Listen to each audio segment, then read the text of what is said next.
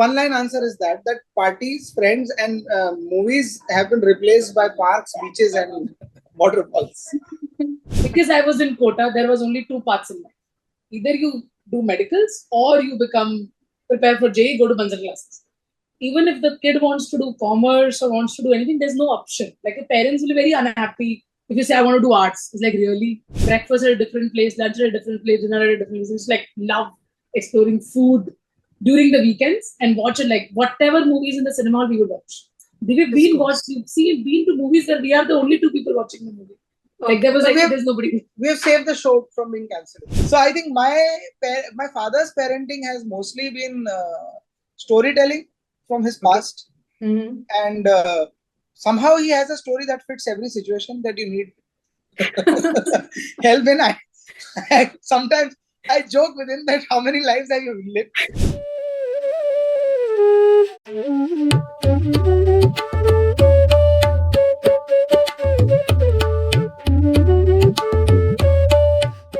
Hello and welcome to ParenTell. Today, I have with me Neha and Aniruddh, parents of Reva, a 10-year-old sweet little girl. We are going to, get to know a lot more about Reva in a while. But before we dive into that, let me welcome you both. Hi Neha, hi Aniruddh. Hi Indira. Hi. So, I know I have known you for the last, say, about 8 years, and I know that there's so much that I want to hear from you for the sake of, our viewers as well. There's one super story that you have, a story that's going to inspire, hopefully, a lot of them to stand up for their children, to be there for our children. So that's what it is all about at the end of the day. So before we go into all of that, Neha and Aniruddh, can I get to know where are you from and how was your childhood? How were your childhoods, so to say, your parents, siblings, early days of your education, and how things progressed for them? Who wants to go first? I'll go first. So I came before her in the world, so I think I deserve that chance. Yes. So I was born in a very small town called Ratlam in Madhya Pradesh, and I think practically had only one or two schools back then. But I have very vivid memory of going to a kindergarten and nursery before first grade, which was a little rare in my town then. So my father used to work in water resources department. He was in a government service, and my early childhood was full of a lot of trips and travels to, you can say,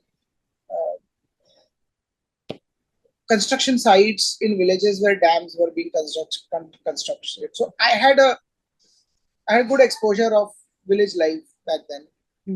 My own city was very small. Like I said, it's known for some amazing food.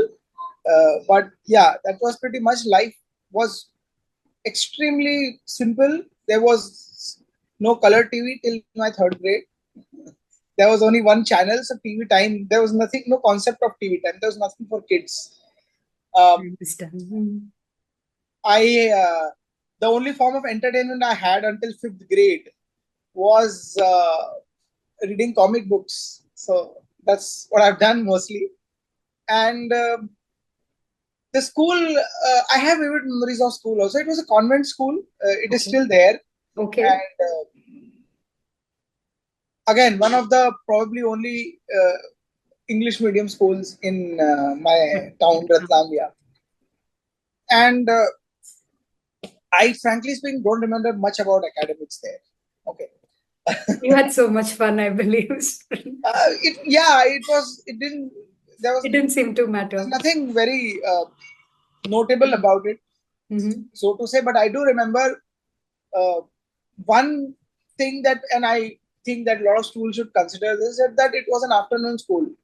My school began at 12:31 or something, and it ended at 4:35. And it was a very comfortable life. There was no pressure for getting up in the morning. But yeah, still, I had a very, very sweet old gentleman who used to come at my house every day morning to basically just make me sit and study every day. That was his duty. But he's in a way my tuition master, but he was basically a companion. So very, I would say in a way he taught me self study by Okay. accident or by chance. Yeah. And after that, I moved on to a bigger town called Indore. So Indore is a pretty known place, Yeah. and Before you yeah, it go on, is. can I just take, do you have siblings? Yeah, How yeah. many So kids I in the had an family? elder sister, and she's quite elder. She was 5 years elder to me, and at school level, she is always an achiever. So where all teachers knew her and all that. Typically the well-behaved girls who always are ranked one in the class, so So the you were your favorites. sister's brother in the school, so to say, right? Yes, yes, Always yes. identified like that. But yeah, that's so there's no sibling rivalry as such. I was a kid brother to her at least until fifth grade or so. Okay. You know, Because of the there 5 years is gap, it kind of yeah, was. 5 year gap. She was really elder and all. What I do know is that it added a sense of she had the first right. She now I'm combining years together. She the first you can say two-wheeler that we came to our house that my dad got was for her, and then it was transferred down to me. The first computer that ever came to our house was because Mhm. of my sister. She got it, a GW basic black and white computer, and it was rare in those times. Then it was something I Passed used down for to some you. time. Yeah, Mhm. so that was pretty clear that everything, every modern equipment that would come in house, she would be the first user of it, and then I would be using the second hand version of it. Yeah. So So that's that more like is the second child syndrome, so to say, right? Like yes, you have a lot of hand downs coming from your elder siblings. yeah. That's understandable. But That was one thing that was very. I mean, I remember so clearly. I I didn't ever buy a computer. I didn't buy a two wheeler. Everything I got already used by my but sister. I think you're fortunate the elder sibling was not a boy, otherwise you would have had a lot of hand down So that's clothing as me. well. That is a different story. She had a crowded house, so she would be able to tell you. Yeah, so and then I moved on to Indore. Indore is a big place. It was a city. Uh, it is funny that so the education expectation from of I you can say 10-year-old were pretty stringent at that time. I mean, I couldn't clear any entrance exam for any school in Indore, and yeah, and Like I your thought family moved to Indore, right? Like with your yeah, parents, yeah, you moved to and Indore. it moved to Indore, and the academic gap It's was very big large. between what I knew and what was there. Especially when you move from primary to fifth to sixth I transition, understand. I thought that it was not making sense. But I was lucky enough that a very dynamic personality. He was the principal of a boarding school there called Delhi College, a very reputed 100-year-old school. Mhm. He said that I would like to meet the child, and I would I would be okay to you can say go around the route procedure of And figure taking out. entrance exams and all if I like him and all that. And I don't know. Uh, he interviewed me. I mean, I don't know Interviewed whether you.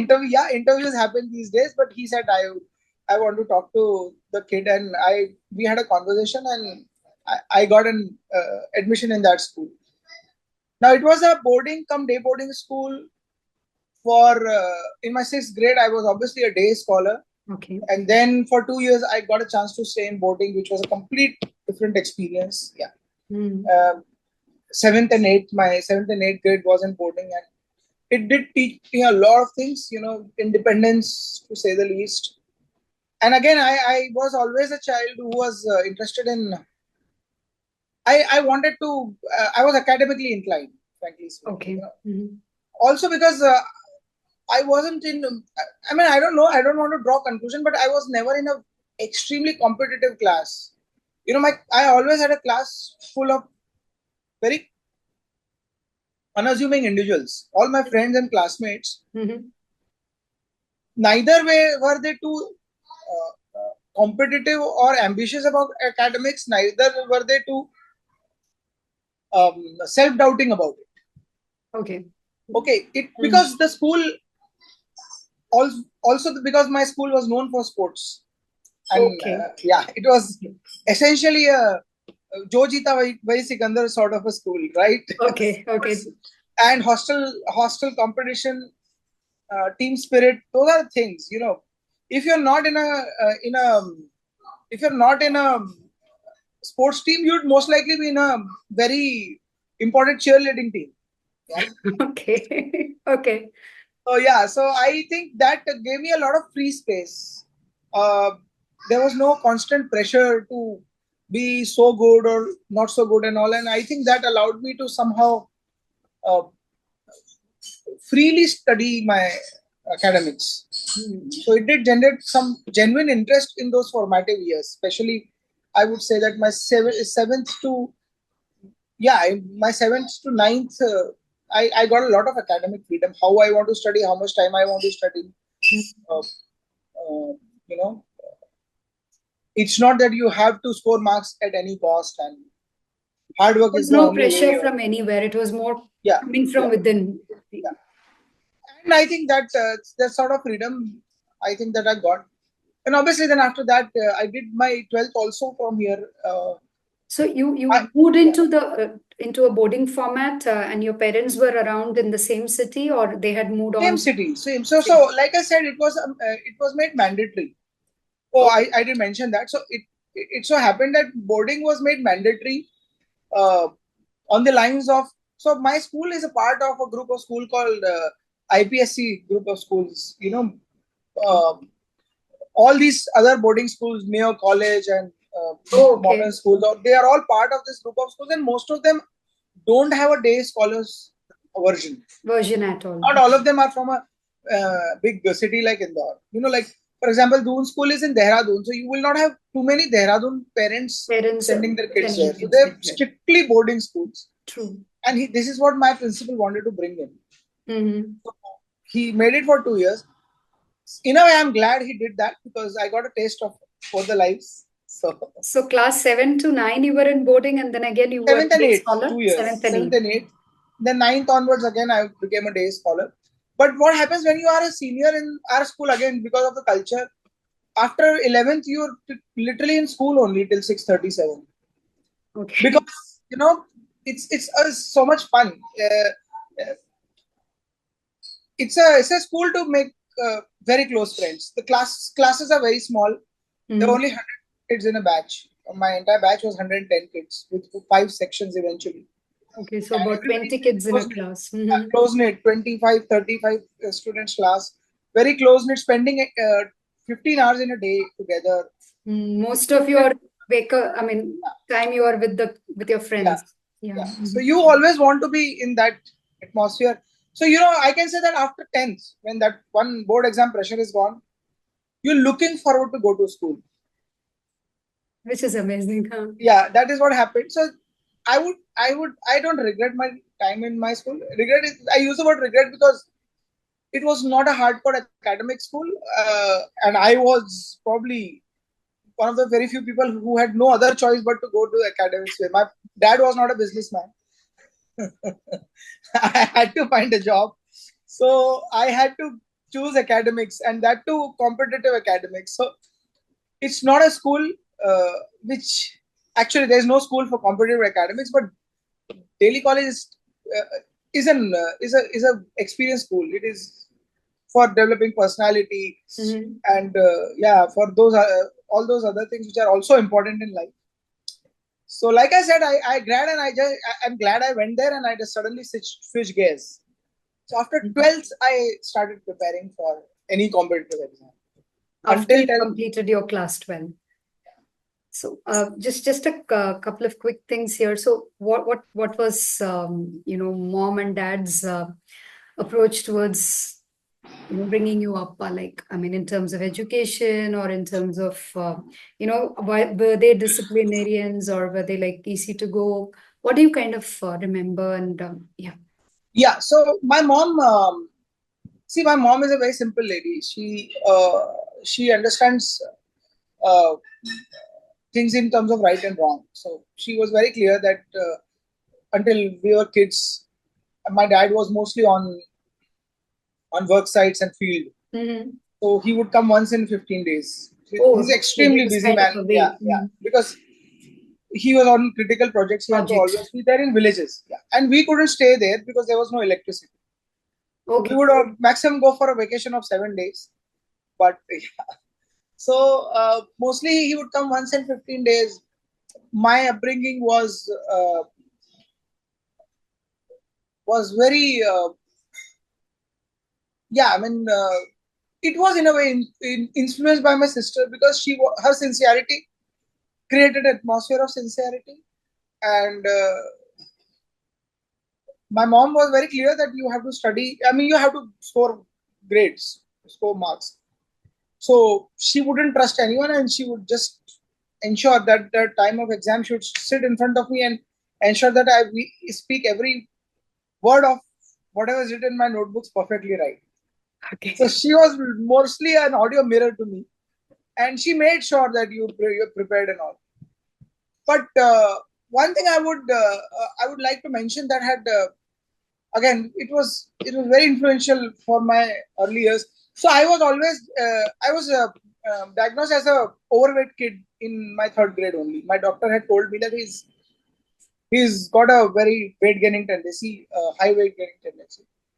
So I enrolled into a judo club. Okay, Mm-hmm. and I learned my discipline there. Because initially the purpose was weight loss, but it was run by a gentleman. I would like to mention him, Mr. Anil Bisani. He was probably one of the best sports coaches I've ever interacted. Extremely dedicated. He had a very you can say a Japanese inspired discipline in rule book. You have to be tough. You have to be physically tough. You have to come on the ground every day, run 4 rounds. Then you have to work on your feet. So basically, yeah, I mean, more than the physical difficulty, it was the discipline that was important. Amen. And then when you've done all the drills, then you come on the mat for judo. You respect your opponent. You learn techniques. So he made us respect the sport. And judo is like Japanese culture; it is full of respect. You Mm-hmm. bow down to your opponent before you even start practicing. It is about endurance. It is about technique. It is about practice, shadow practice. Continuously keep practicing. So, and I did that every day for 2.5 hours and continuously for 2 years. So I think my childhood from grade, you don't really remember what you did in grade 1 and 2. Too Yeah, young. that is out of your memory. Mm. From grade 3 to 5, for those 3 years, every day 3 hours evening was just about judo for me, and I loved what it did to me basically. So It, somewhere coaches or teachers are also kind of yeah, parents, so I they had create profound so impact much of of an teachers. influence. Mm. Yeah, so and then when I grew up and when I went to Devi College again, I had an amazing teacher there. She was my chemistry teacher, Sarita ma'am. So she had a profound impact on me because her passion for subject and for teaching Teaching. really inspired. I was lucky; she was my chemistry teacher for grade 7 to 12th. Wow. So single teacher taught me chemistry, and she. So when I actually went to prepare for IIT JEE, Mm. I didn't find that subject difficult because it was so well taught. So well taught. It was We close to you in that sense. close to us, and it was so well taught, and it was honestly taught. It's not that we were taught from some kind of a book which did not exist. We were not trained ahead of our times. It was the honesty that she would reference books until the concept is well explained. I think I have been going to chemistry lab for 3 years continuously. I used to, in my 10th, I used to touch a salt and tell that this is calcium or this is, I would go to the flame. I would say that, okay, this is calcium. I'm going to do the entire test. But by the smell and by the feel of it and by just the touch of it, I can say this is calcium, this is strontium. So that sort of experience she gave us. So these are two profound influences in terms of teachers. My dad again was. So my dad is. He's. We have heard his stories of his childhood. He's had a lot of, you can say, inspiring struggles in his childhood. He came from an extremely small village of probably 2,000 people, and went on to become an engineer. And that's, I think, his childhood has been what those stories is what our parenting has been. So whenever we had a problem, he would tell a story from his past, that this is what I faced, this is what you are facing. So now let's see where we are. So I think my father's parenting has mostly been storytelling from his past, and somehow he has a story that fits every situation that you need help in. Sometimes I joke with him that how many lives have you lived, because every time something happens, he has a story. Yeah, and sometimes we don't ask for guidance. Now we are also 40-year-olds, but he still gives it without asking. So he said that when I was I should be talking to him. I suppose he would have a lot of parenting and other stories. No, Yes, I understand. I think a lot of parents do that to create a context and a sense of proportion in us, so that we don't exaggerate our challenges, all of that. They just try to put it in context. Yeah.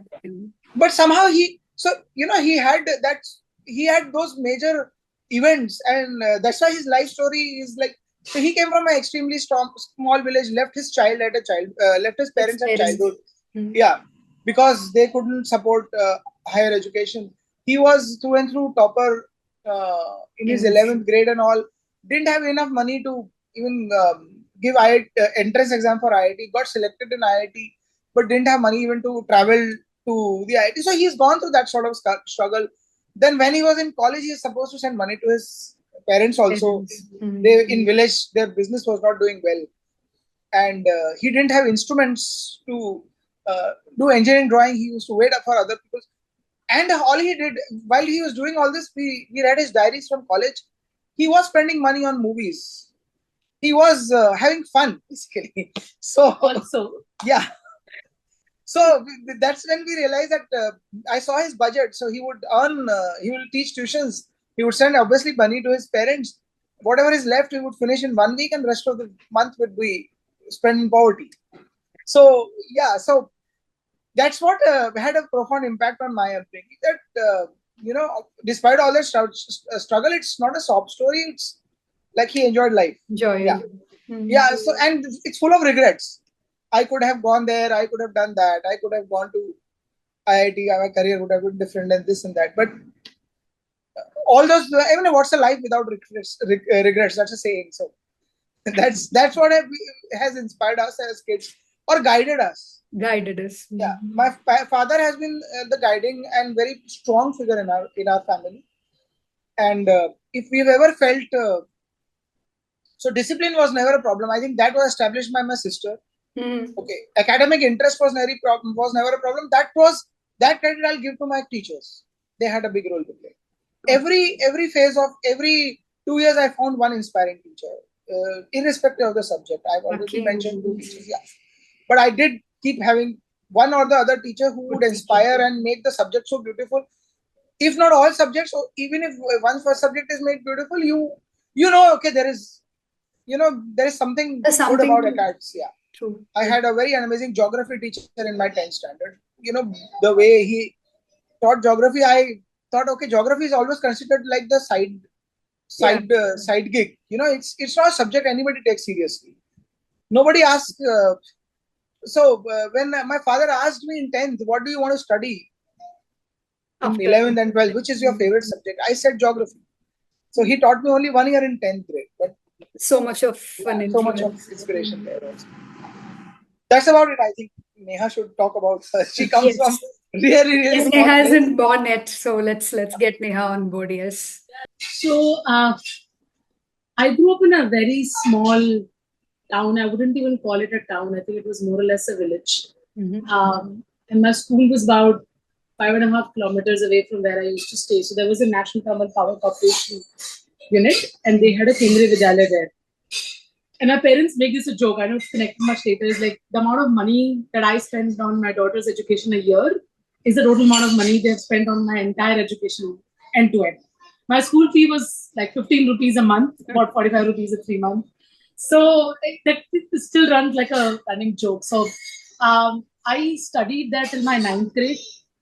And I studied in a Hindi medium school. So my maths was in English, but my sciences and my social sciences were in Hindi till 9th grade. That was in that village where I grew up. And unlike Aniruddh, I didn't have any inspiring teachers, to be really honest. In that, both my siblings, my elder one and my younger one, were not very academically oriented. Like they were not scholars. And my parents, they used to, in their conversations, talk a lot about somebody in our family should become a doctor, somebody in our family should become an engineer. And they just stayed in me. So my dad is a chemist. My mom, he runs his business. My mom's a homemaker. My elder one is a homemaker now, and she now runs her own business. She studied, but now spend most of her time as a homemaker, and then started her own business. My brother stays in US now, but he was also not a very scholarly student. And there's a lot of age gaps. My elder sister is about 4.5 years older than me, and my younger one is about 9 years younger than me. So he's basically a next generation. He's not my generation. Yeah, I understand. And they were of course. So I, as a kid, always grew up with this belief that actually grew slowly, and became very, very strong. When I hit my 10th standard, I had to do something for my parents. So I have to study for them. I have to get grades for them. So I was never doing it for myself.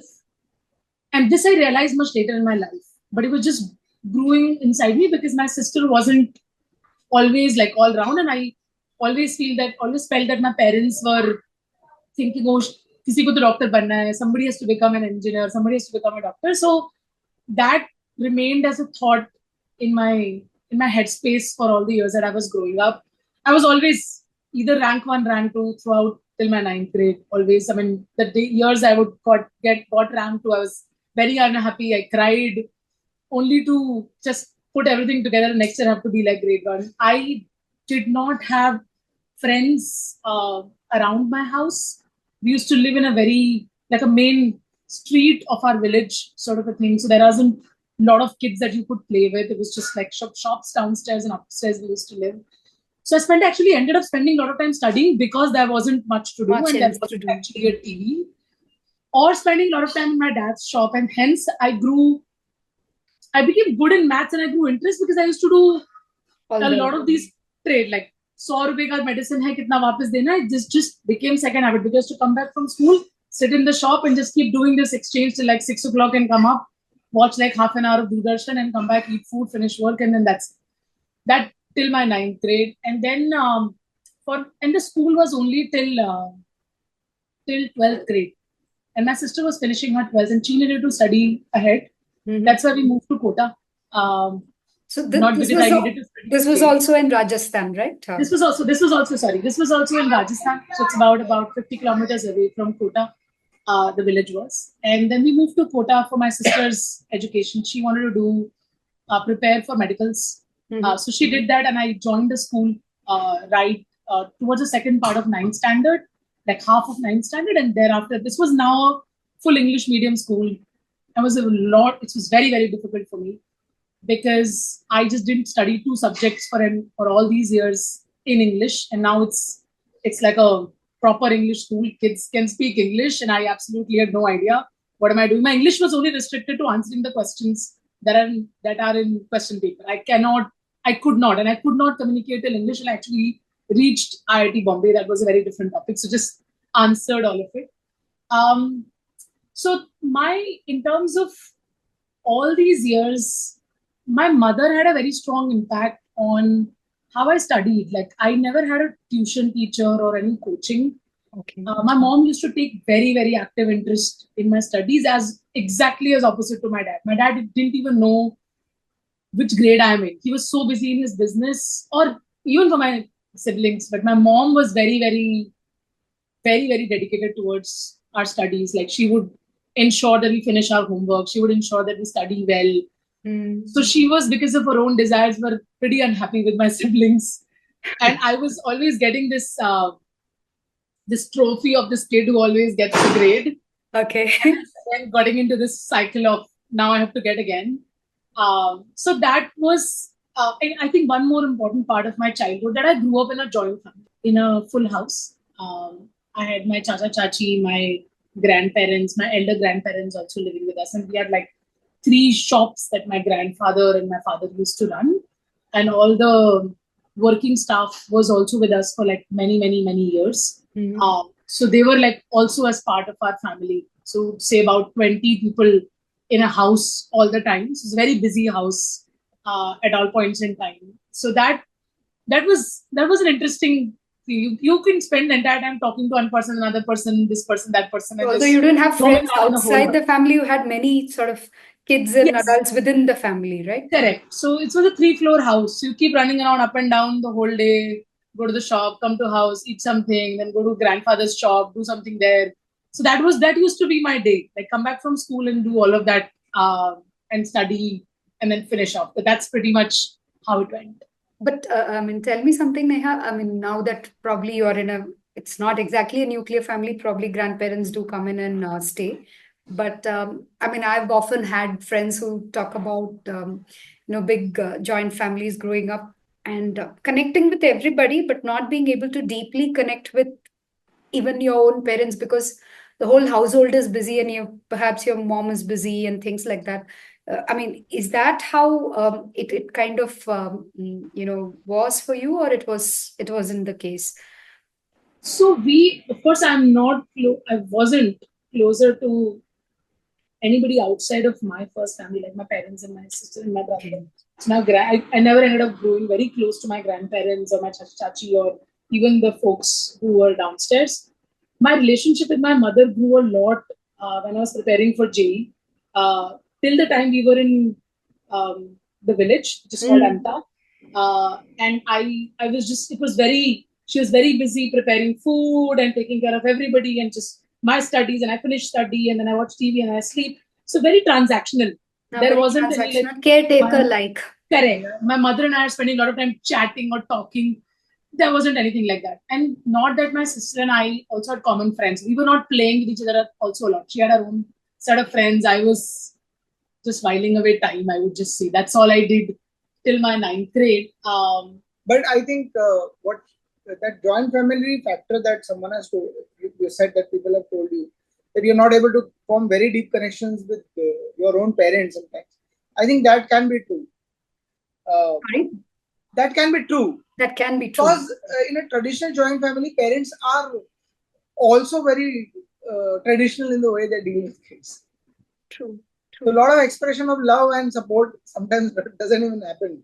Yeah, exactly. I mean, there wasn't much time for my parents to express love or affection openly. Correct. Yeah, there was. It's also a generational thing, I think. Correct. Even if it were a nuclear family 40 years back, they weren't like, probably your dad wouldn't come and give you a hug or things like that, or tell I love you, Neha, or some things like that. Correct. It wasn't the case, but in a joint family, I think it would have been all the more, it would have been a taboo if somebody would probably do that, right? And there was no time mostly for women folk to actually engage in anything but just get through with the days, all the routine that they have to do. And then they come to you, did you study? Did you finish this?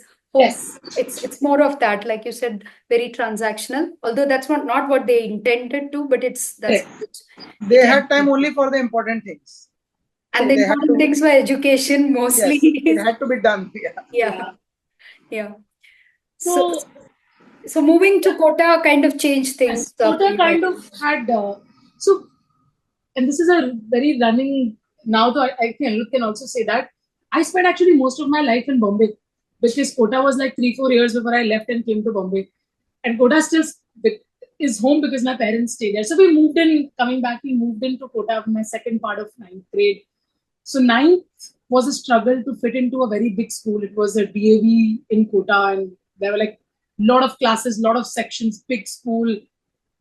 And kids they were much ahead of my time on where I came from. So ninth just went in just observing everybody, figuring out, oh shit, I have to do like a lot of things. And then 10th grade is where I just took on to this fact that my sister by then has finished her medicals, preparation for medical exams, and she couldn't clear. And she tried also. So my parents actually were in a very big family, and then we ended up like household, as I told you, like a 3-floor house to a 2-bedroom apartment rented.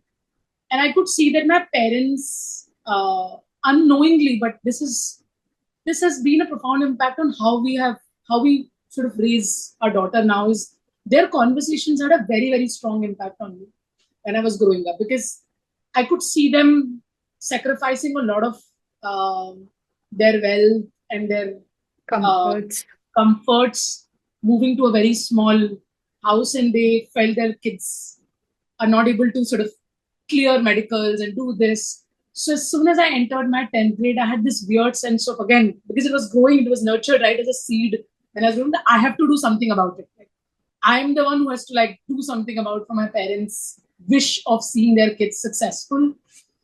So I ended up studying entire 10th grade, doing absolutely nothing.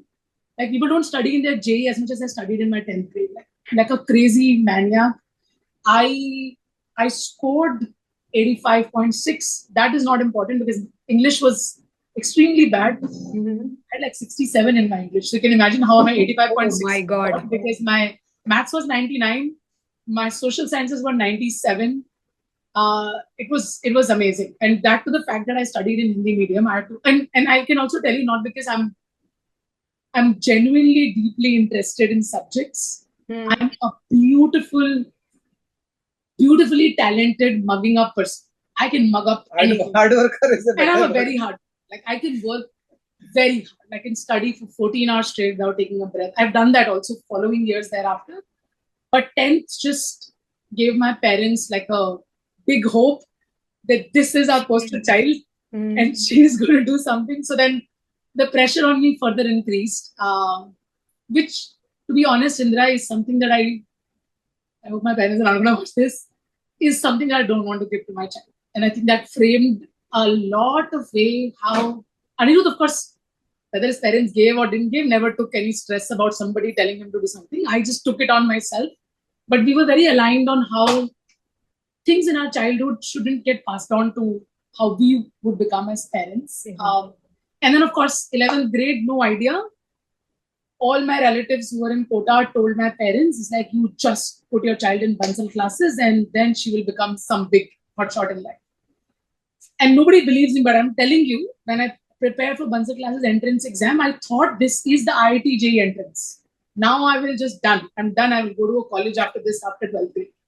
So I cleared. I got decent, and I was like, I had no idea it's a coaching institute I'm going to, because I'm lost. Like, I just finished 10th grade. 3 weeks later, there's an exam. I just wrote it, and I cleared. And then I'm going to the coaching class, and then I'm realizing, oh shit, now I have to prepare for something which happens 2 years later. And that is a bigger exam to go to a college that I need to go to.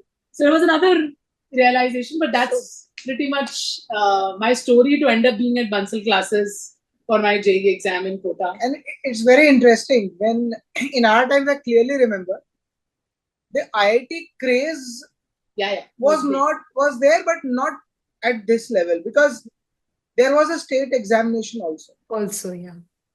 So it's like it was always if not that, then this, and it was not so crazy the way it is now. The media hype was not there.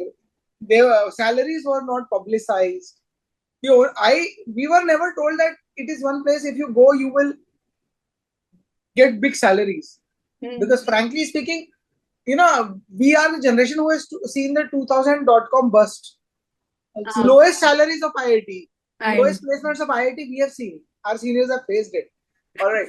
So it was not marketed. It was only considered to be elite institutes with great education and those kind of things.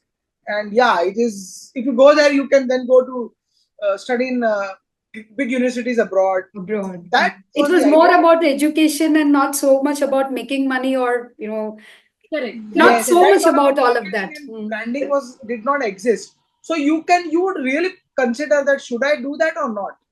Is it too difficult? Do I really want to put that much effort? I'd rather prepare for my state peak entrance exam. That is also fine. So that's a difference because Aniruddh comes from a different state where there's an option of debating all of this. Because I was in Kota, there was only two paths in life. Either you do medicals or you prepare for JEE, go to Banzar classes. Even if the kid wants to do commerce or wants to do anything, there's no option. Like, your parents will be very unhappy if you say, I want to do arts. It's like, really? Like, you have to be like, why do you got good marks, why do you want to do arts? If you got good marks, why do you want to do commerce? You just should become a doctor or you become an engineer. Kota had like only this two-pronged approach that every parent had and maybe still has, like, to a large extent, right? Which is so wrong in so many different levels. But I think a lot of what you say kind of, makes me also think, go back to my childhood where, like, this whole thing that you were telling, like your parents want someone to do really well, study very well, and like you want to pay back them. That's something that it kind of goes into your head, unknowingly, and you study because your mom will be happy. You'll see that she'll be proud of you. She'll feel finally that something good happened. This was ingrained, and when I look back now, so I did my CA and all of that, but I wasn't meant to probably do any of that. But I did it because engineering and medical were ruled out because my brother tried in medical and he kind of didn't get through, and then he became a an Ayurveda doctor, and my sister was like, she was for sure wanting to go only to a medical college, and then she went through one more year of improvement and then still didn't manage to do. So I had all that background, and like how you felt, the same kind of pressure which wasn't put by anybody but was happening and when I completed my class 12, so 11th and 12th I did the commerce, and when I completed and I kind of scored really well, like I got a good rank in the state, and my Tamil teacher, my language teacher, came to me and said, if you can study this well, you should have been in the first group, science group. Why did you choose commerce? And I was like, so that's there pretty much everywhere, that some things are elite and some things are, like it's not meant for you. So that pressure is a societal, familial, I just keeps coming to us unknowingly, I think. And CA is the same grind. It is another exam. It's the non-science version of IIT exam. No, but in places like, I don't know, how is it in Rajasthan, in places like Tamil Nadu, first you be a doctor. Okay, you cannot be then an engineer. Then you still can't do that. Then CA is the third option. You're not in the top two elite. Bombay and Rajasthan has a culture of doing CAs. True. Yeah. There is a place called Bhilwala in Rajasthan. It is a supplier of highest number of CAs in the country. CAs and CA rankers, yes. You're true. And so is Mumbai. Yeah, I think when I came to Mumbai, I realized that BCom is such a prestigious thing in Mumbai. And in my place, they would look down, what are you doing BCom? Just going by the culture of things. Getting back to Neha's story, sorry. Yes, no, I'm pretty much. So you are into Bansals. So is it a residential thing or you're going from home? No, Bansal classes was like, my parents were staying in Kota. Aniruddh had pretty interesting school years. He did go to school 11th and 12th. I did not. Perils of being in Kota, you actually end up just getting admitted to a school, but you don't go to school. You just go to coaching classes. You get up at 7 a.m. in the morning, you go to a coaching classes, come back at around 2 o'clock, have lunch, and maybe sometimes go on some doubt classes or afternoon classes and come back and just study. Keep studying, do nothing. That's it. That's how your years should be, 11th and 12th. That's how my years were, 11th and 12th. I didn't clear JEE after 12th. My examination I felt was really good. It was a really good exam. Since I couldn't clear it, wasn't very easy. It was really tough. It was meant for people who actually did understand the subjects, not like you would just like knocked it up and I find the paper, same question, and I will do it. So didn't clear. I had a good rank and of course, as Aniruddh said, all of us were preparing for a multiple plan B, plan C, plan state PETs, this PT, that. So I had a good rank in Roorkee, and Roorkee had a separate entrance exam at that point. It was not an IIT. It was supposed to become an IIT next year. It was declared. I went for my counseling and I was getting paper and pulp and last branch, pretty much the fag end. And then they said, no, you can get upgraded to Roorkee Civil, which is a good civil engineering branch. You should consider it. But before we left for Roorkee, my mom used to be very involved in my academics, especially after 10th grade. So she knew all my teachers. She would go drop on my. There are days which some version of a parent-teacher meeting that would happen in coaching classes. Also, she would be the only one who would come along. So she knew my physics teacher then was R.K. Verma in Bansal classes, and then started his own coaching in resonance back then. And I was his first batch student. So he knew me personally. So first he knew my mom personally, and he told my mother that you want to take her to Roorkee, you take her.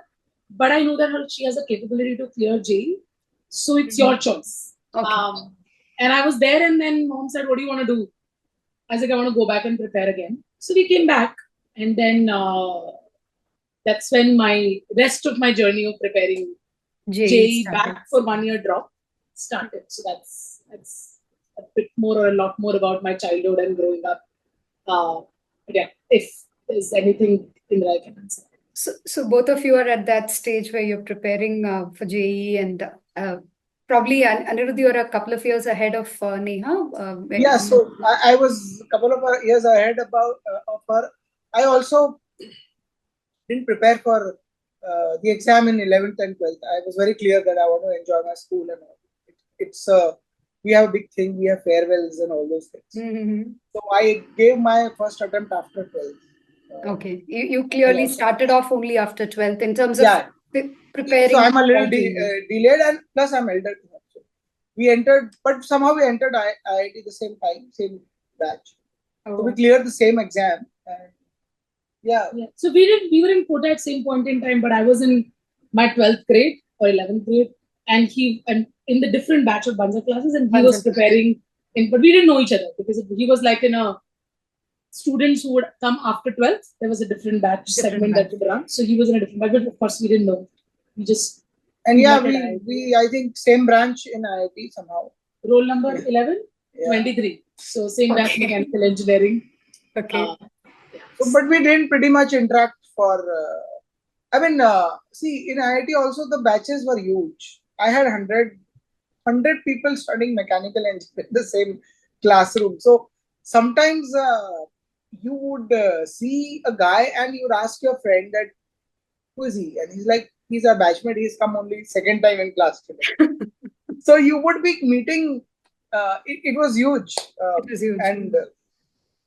But girls would always be known because there were only 4 girls in an entire batch of 100 kids. Yeah, we had 26 of us in a batch of what, 370? 1,000. What 1,000? 2,000 maybe. I don't know. So but a lot of in 100. All the girls were known to every student. Of course, and in mechanical, my seniors used to tell. So my senior batch is the only mechanical is one of the mechanical engineering batch which has 0 girls. Oh. They're all boys, so it looks tragic really for them. Weird, the classroom. And so they came and told us that you are lucky you have the maximum number of girls in a batch. 4 girls are there. The previous batch was a single girl. Okay. That was also very.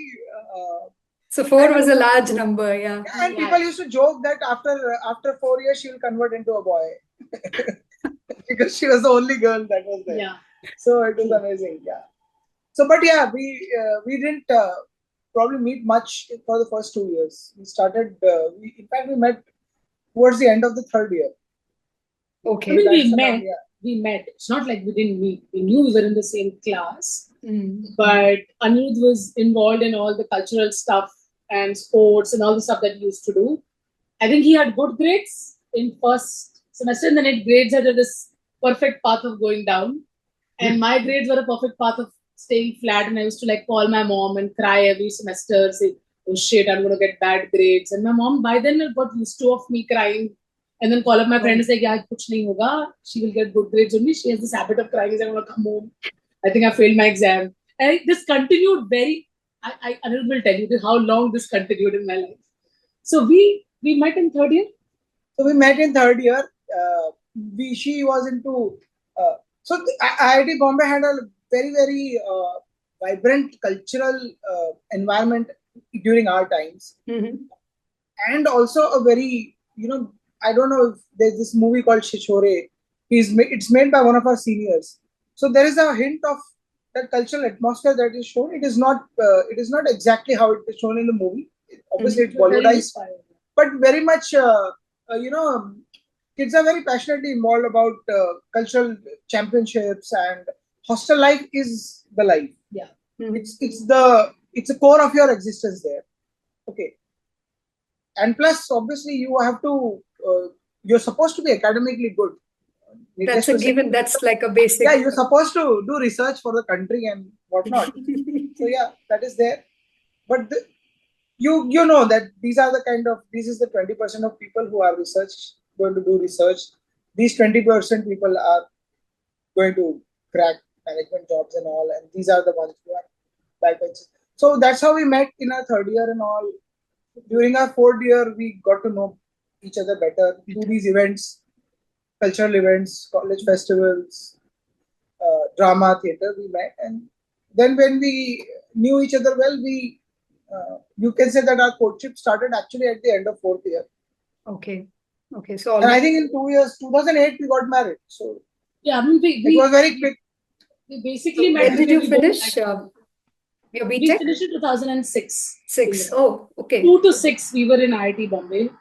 5, we met because of theatre. We were doing a performing arts festival. How come you, Neha? I mean, the studious girl Neha was also into theatre. So, studious girl Neha was also very, and still is, dabbles with, I should try this. Okay. So, I did inter-IIT. I ran in athletics for 400 meter sprint, 100 meter sprint. I did that for 1 year. Couldn't do much. Didn't get the medals, but I still went. I also tried to do some robotics. I was also very interested in theatre. I think acting in plays was just very sort of like a comfort space for me. I used to really like it. If you asked me to do dance, I wasn't very happy about it. But just acting for plays was just happy thing. So in my girls' hostel, whenever they used to do like any sort of plays in my first year, second year, I was always participating. Some role or the other, I always had. In our third year, IIT Bombay has this performing arts festival where they combine certain hostels together to put up like a very big show in open air theatre. And kids do all the production. They write like a full-blown script. There are dances, like a full movie show sort of stuff, and live, of course. So our hostels were combined together in my third year. And of course, he was also doing theatre individually for his hostel. He used to write also. So he wrote the play, and I was acting in that play. Okay. That's how we actually met, because it was the production. Like a Broadway production. Yeah, correct. More like a Broadway. And then we ended up doing a couple of more theatre together in my third year and in my fourth year. That's how we actually got interacted more. Correct. Then understood that the guy I see in my class who's like Fati Chappal, dazed eyes, always late, has a lot of good things in him. So that's my journey of knowing Aniruddh. Better than just observing him from the side. It's like, oh my God, something needs to happen to this kid. But then now, I think third, fourth year grew us much closer. And yeah, when we were, like I said, we didn't have very long. We didn't have very long. Usually, people now have long courtships. They don't marry so early.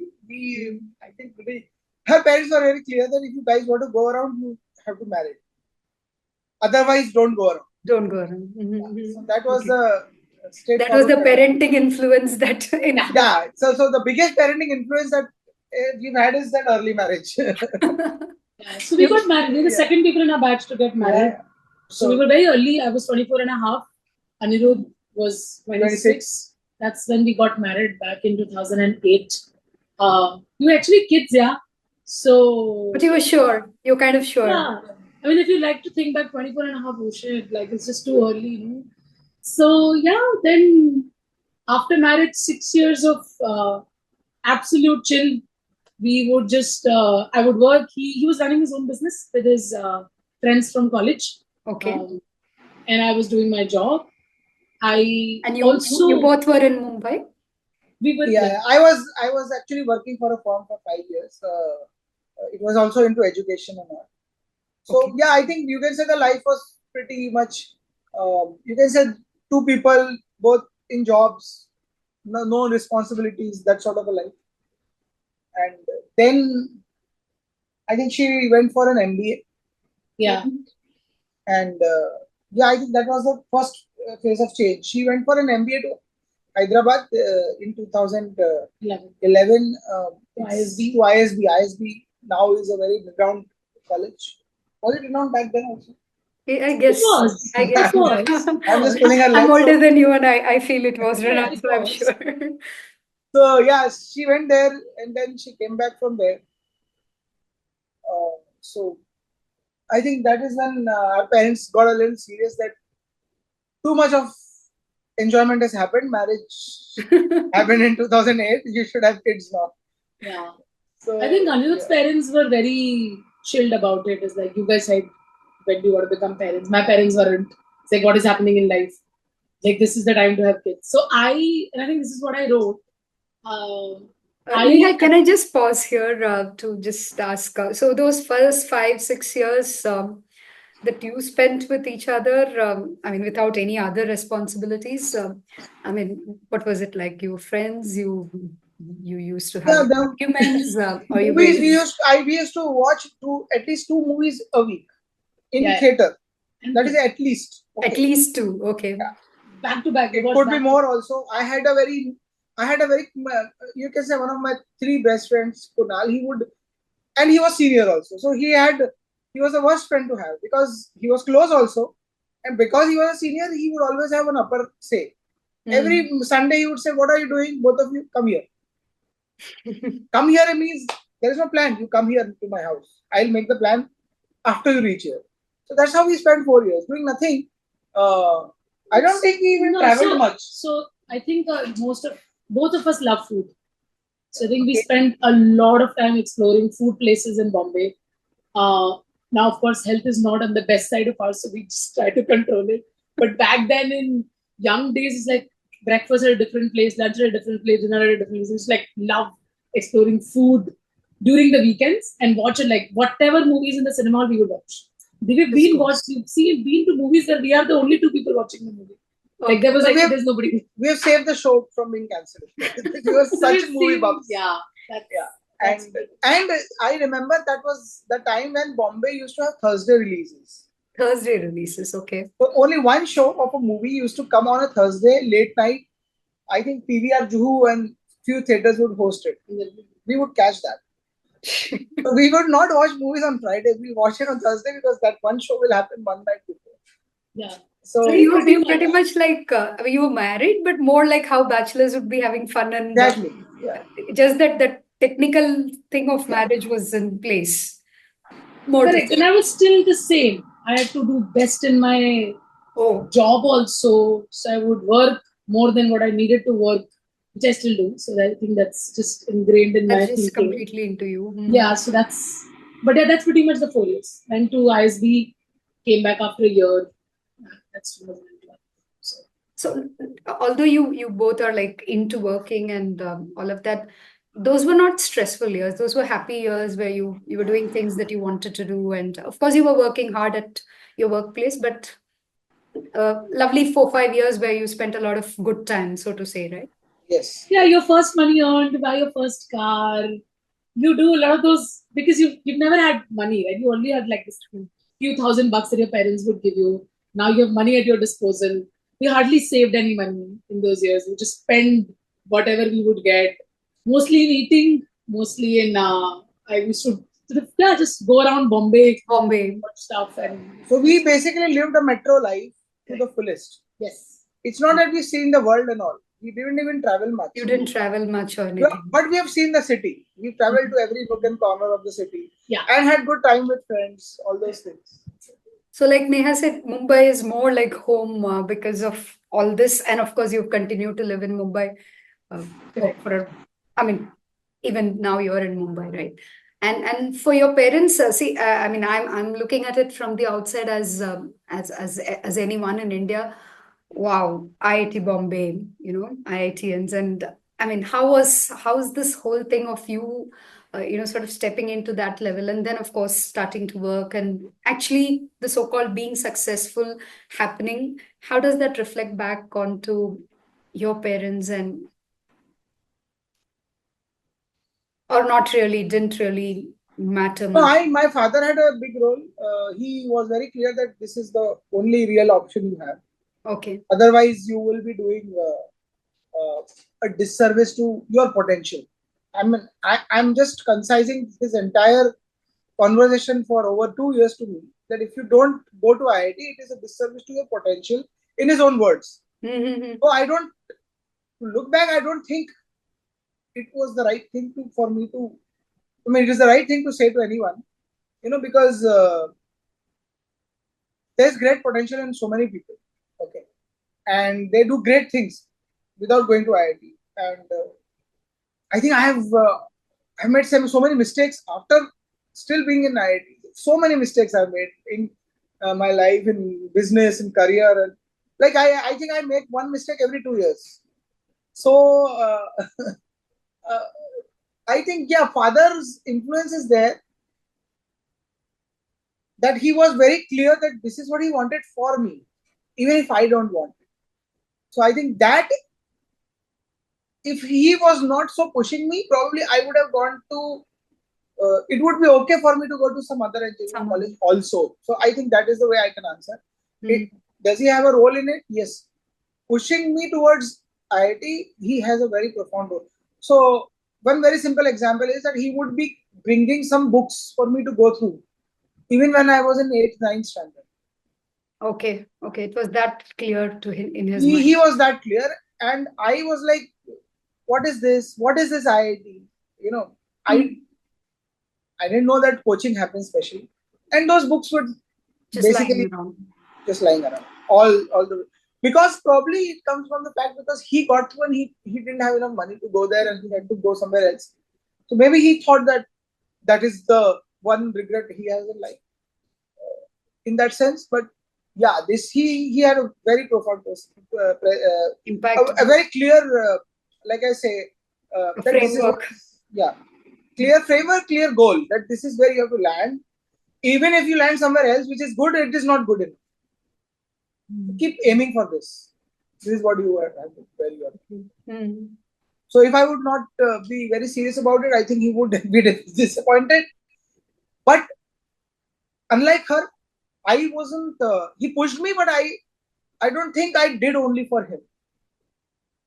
You like subjects. Yeah, I mean, I would have probably said, and that's how my personality has been built up.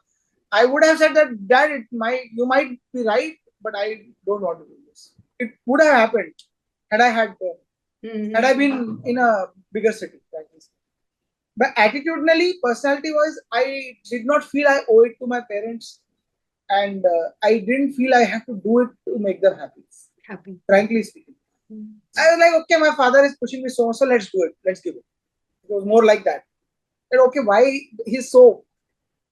this is the only thing he wants. And then obviously when you start doing it, you also feel, okay, now you are into it. It's like you better do it well. Yeah, someone is pushing you to play cricket, and then you realize, okay, you can play good cricket. So then you don't want to lose. Then you want to give it everything to win that and be better at that game.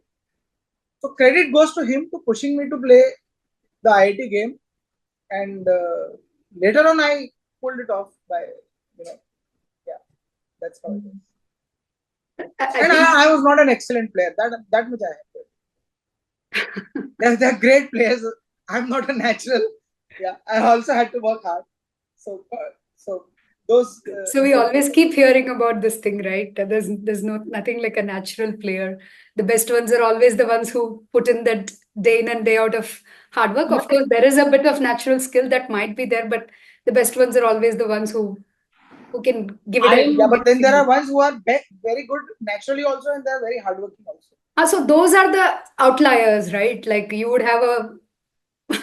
Those are the computer science batch guys from our batch. So I met them, so I know. I understand how. I have respect for whatever they have done with their mind, and how they did it, I don't know.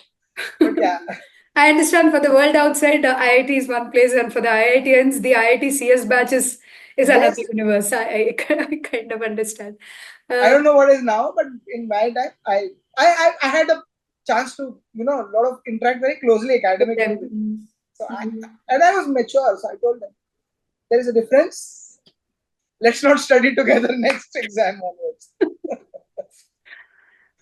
And actually, what I was also wanting to understand is, so this whole idea that somewhere I could not achieve this, or this is what is the best thing to achieve for my child, and this is what will sort of give him that status in the society, is something that defined a lot of the parenting instincts for our parents, right? Like some things that they couldn't do become aspirational on, hoping their child will achieve, or something that is the best thing to do for that generation, they would want your child to do. And it wasn't so easy for them to actually understand, or they did not put in the effort, because nobody did that at that stage, to see, okay, maybe Aniruddh is someone who is probably very creative and not so much of a mechanical, who might enjoy mechanical engineering so much. That wasn't even an option. And I'm sure that's something that's changed a lot when it comes to your own parenting. So that's what I was trying to understand. So that the influence of parents on our choices and on our life's journey has been generally so profound, right? Whether it was like paying back, or it was like just that direction and push, which is in your case. And Neha, I guess that's been your guiding, sort of thing. Yeah, I mean, I think my parents, for me to reach IIT was just their wish list, which just transcended into my thinking that I have to do it for them. I absolutely did it for them. And I think they were also catching up on to what's happening in my life. So when I actually was about to go to IIT, that's when my parents realized the child is leaving home. A girl is leaving home. None of my brothers in my distant family has ever been. Forget about the girls. Even the boys also were doing businesses. Basically, every relative would come and say, "Hurry, now the girl will go and live there." So there was this. I could sense this. My dad, I could sense that he wasn't very comfortable with this whole fact. And this is where I give credit to my mom. That my mom at that point in time just stood up and said, "No, she's going. She's taken a call. She will go." So she had become by then this warrior of my house for me. And then also to the fact that when I was preparing for JEE, and I was talking about that also, that my relationship with my mother grew a lot in 11th, 12th, and my drop year that I did after 12th. That I was at home, and only two of us were at home, because my sister used to be busy in college and my brother used to go to school, and I was like all the time at home, go to coaching and come back, but spend a lot of time, and she was doing all of that. So she became this warrior for Neha to go and do what she wants to do. 4 years changed me a lot. I think it changed Aniruddh also a lot. To me, when I came to IIT Bombay, I couldn't even speak a single sentence in English. And then I moved forward to doing a job where I had to communicate in English. So for me, English came, or even communicating in English came by just looking and observing people. How do kids do now is what I learned at the age of 22 to 24, that yes, this is a natural language to communicate, or even in college as well. So rolling back, I think my parents by then, also one small incident I think it's worth mentioning is I went to Italy for my internship during my IIT years. And I had never sat in a flight, nobody should do. And I directly sat in an international flight. And my parents came to drop me, and my mom just of course, as a warrior, she was like, my daughter is going because she has now the letter to go.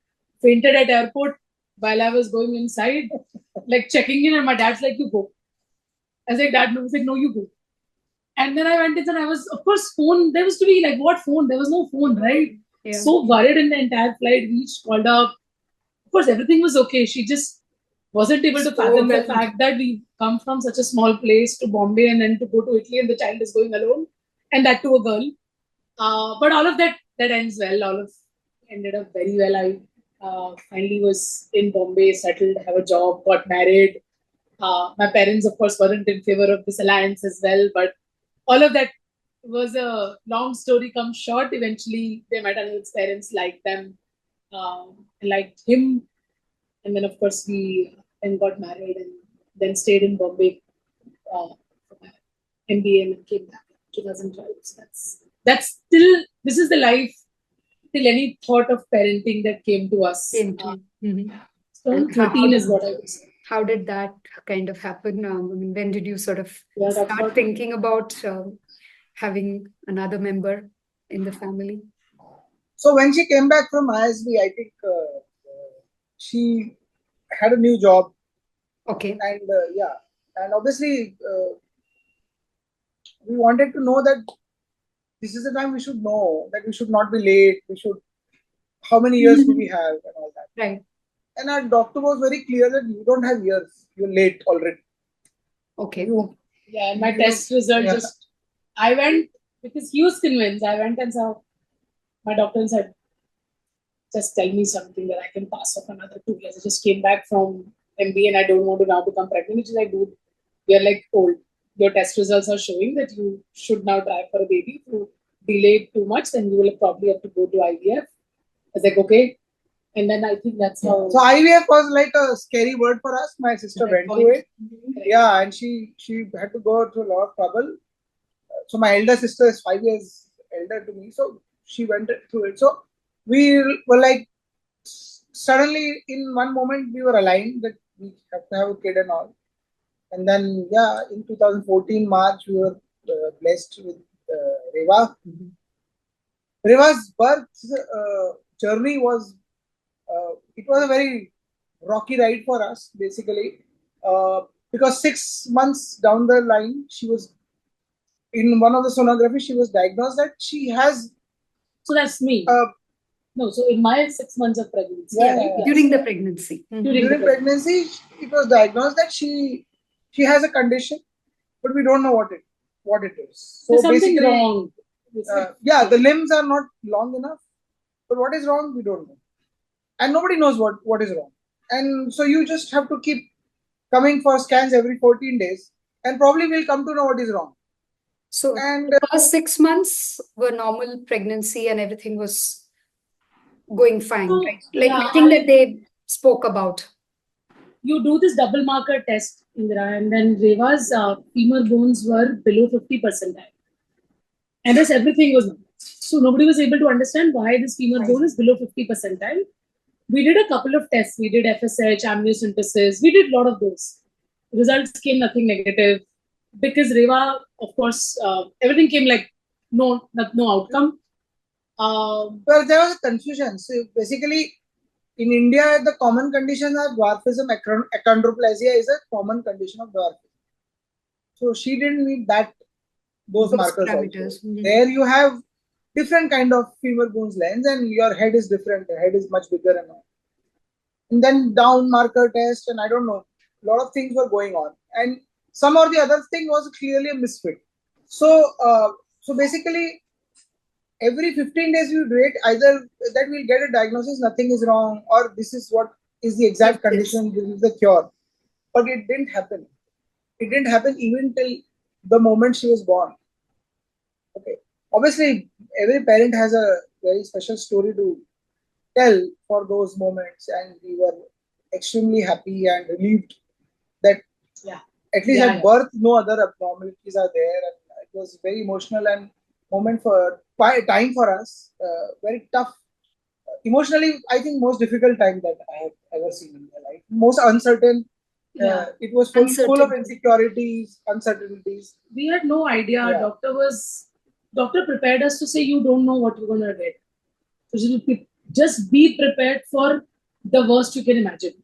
So for us, having Reva, I think, when you just are imagining like, oh shit, whatever can happen, and something such beautiful things happen, you can't fathom. Like, you can't fathom the happiness. For us, it was emotionally very troublesome to even be happy. So it was like a cathartic moment. Everything suddenly fell into like a perfect puzzle, and we knew that still she had some condition, but she was normal and everything was normal, and she's going to survive and all. Yeah, mainly she's going to survive. I think when he says normal, it's not thought. There is just height. So Reva was born 41 centimeters. Typically, kids are about 48, 49 centimeters. So there was, of course, an 8 centimeter gap when she grew up, and that was the only thing that was looking different than anything else. So we weren't faced with that challenge that the child will survive. I think that was our biggest challenge before we went into the operation theatre. The doctor said be ready for that as well. And for us, that was just the most happiest moment to then see just, oh, that's it. Like, I think we were just elated, like how a typical parent would, I don't know, I mean, probably be unhappy, but we were joyous to just have only, you see, oh shit, just 7 centimeter, 8 centimeter short is what we have for now, and then that's. It took for some time for us to diagnose more about the condition. Just going back a little bit quickly, your pregnancy was otherwise normal, like you had a healthy pregnancy, or were there any other challenges? Healthy, it was healthy. Indira, the only part was because we did not know what Reva has. Reva was also not growing as much in my womb. So there was a lot of external injections and medicines that I was put on for the child to gain a basic level of weight. Okay. So at 37th week, when we did the last scan, and we ended up doing scans every alternate day towards the last month. And the last scan, Reva was about 1.8 kgs. But the water had dried down, so my doctor was very clear that now we have to do a C-sec and take the kid out because there isn't water. But we were very scared because 1.8 kgs is like such a tiny kid, right? But Reva was born 2.3. So we were pretty happy with that also. Otherwise, pregnancy was good. We again ate and had fun. There were challenges because by 6 months, when you realize and parents were hoping for like big celebrations and this and that, and all we were trying to do for the last 2.5 months is to visit as many gynecs as possible, as many scans as possible. So our last 1.5 months were tremendously busy and of course emotionally very, very draining for both of us. Like we would just, I remember Aniruddh being more than me. I mean, I would go to a scan, he would just keep sitting outside. We would be the last couple our scan doctor used to see us. So we would just keep waiting for an hour and a half. So that was the highlight or the larger part of our 2 months post realizing that Reva has something that we don't know yet. Otherwise, in general, everything went fine. And there was a C-section, so pretty much went okay after. So tell us a little bit more about what were those initial months like, and of course, that little baby growing with you, and all the joys of the first year, because I guess that's the time the child is completely there for you, and then they kind of discover the world outside, and of course the uncertainty, and how did you get to know what were the challenges and all of that. So Reva, I'm sorry, Neha, you want to go? I think a child comes home as our first child for both Aniruddh's parents is also the first daughter born to their son. My parents were related. So there was a lot of joy at home. Normal things that happened with every kid. Just seeing her growing up was just a pure delight, just a pure delight. So everything went absolutely fine with Reva for initial months, like the feeding and eating and sitting and crawling. All of that was just absolutely joyous. We met a genetic pediatrician, especially around understanding her condition. Somewhere around 5th to 6th month, we contacted Dr. Mamta Muranjan. She used to that time practice at Hinduja Hospital, and now she's at a different hospital.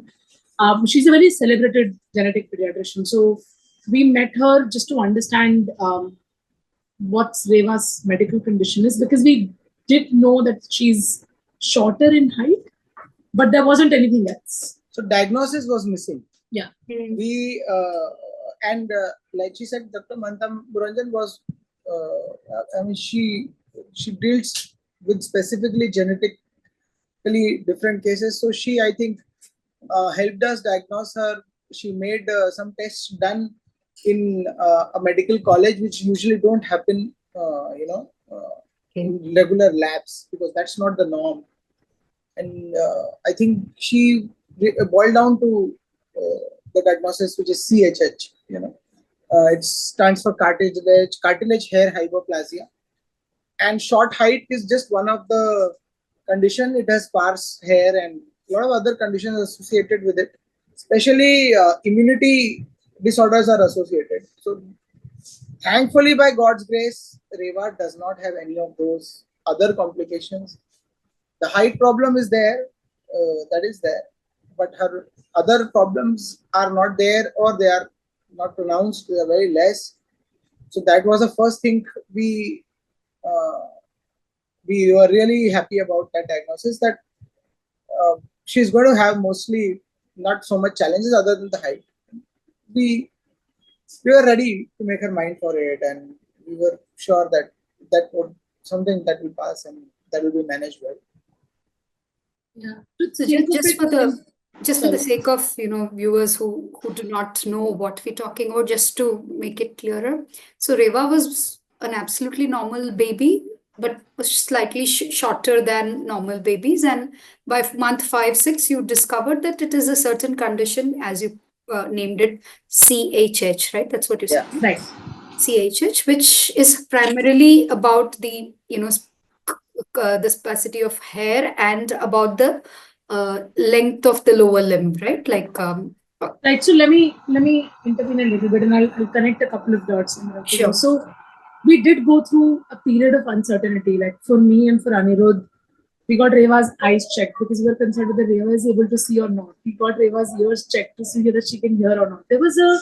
We went through those phases. Especially, I was very uncertain till the time I did not know what is the medical condition that she has. So after the test, when we realized that she has CHH, which stands, as Aniruddh said, Cartilage Hair Hypoplasia, it's one of the 200 different forms of dwarfism. The most pronounced form of dwarfism is achondroplasia, which we tested when Reva was inside my womb, when we did the testing, amniocentesis, which is the test known. But that was negative. Negative. That is 80% of the dwarfs in the world have achondroplasia. And now you're talking about the rest of the 20%, and then there are 200 different types. CHH is extremely rare to an extent that I do not think there'll be more than a handful of people in India. We do not know anybody apart from Reva who has CHH in India. So for Dr. Mamta and for us, while it was great to know that it is CHH, we knew what will come along with CHH as a condition, which Aniruddh spoke about, immunity. 80% of the kids who have CHH have low immunity. We got Reva's entire immunity scan done, and she did not have the immunity deficiency anywhere. Sparse hair.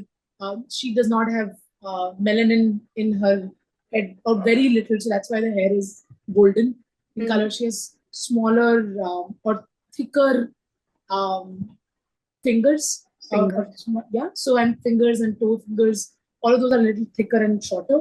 So all of these conditions are there, but in general, there wasn't anything apart from the height. But we needed to connect because it was just the academic paper that we were reading, and so was Mamta.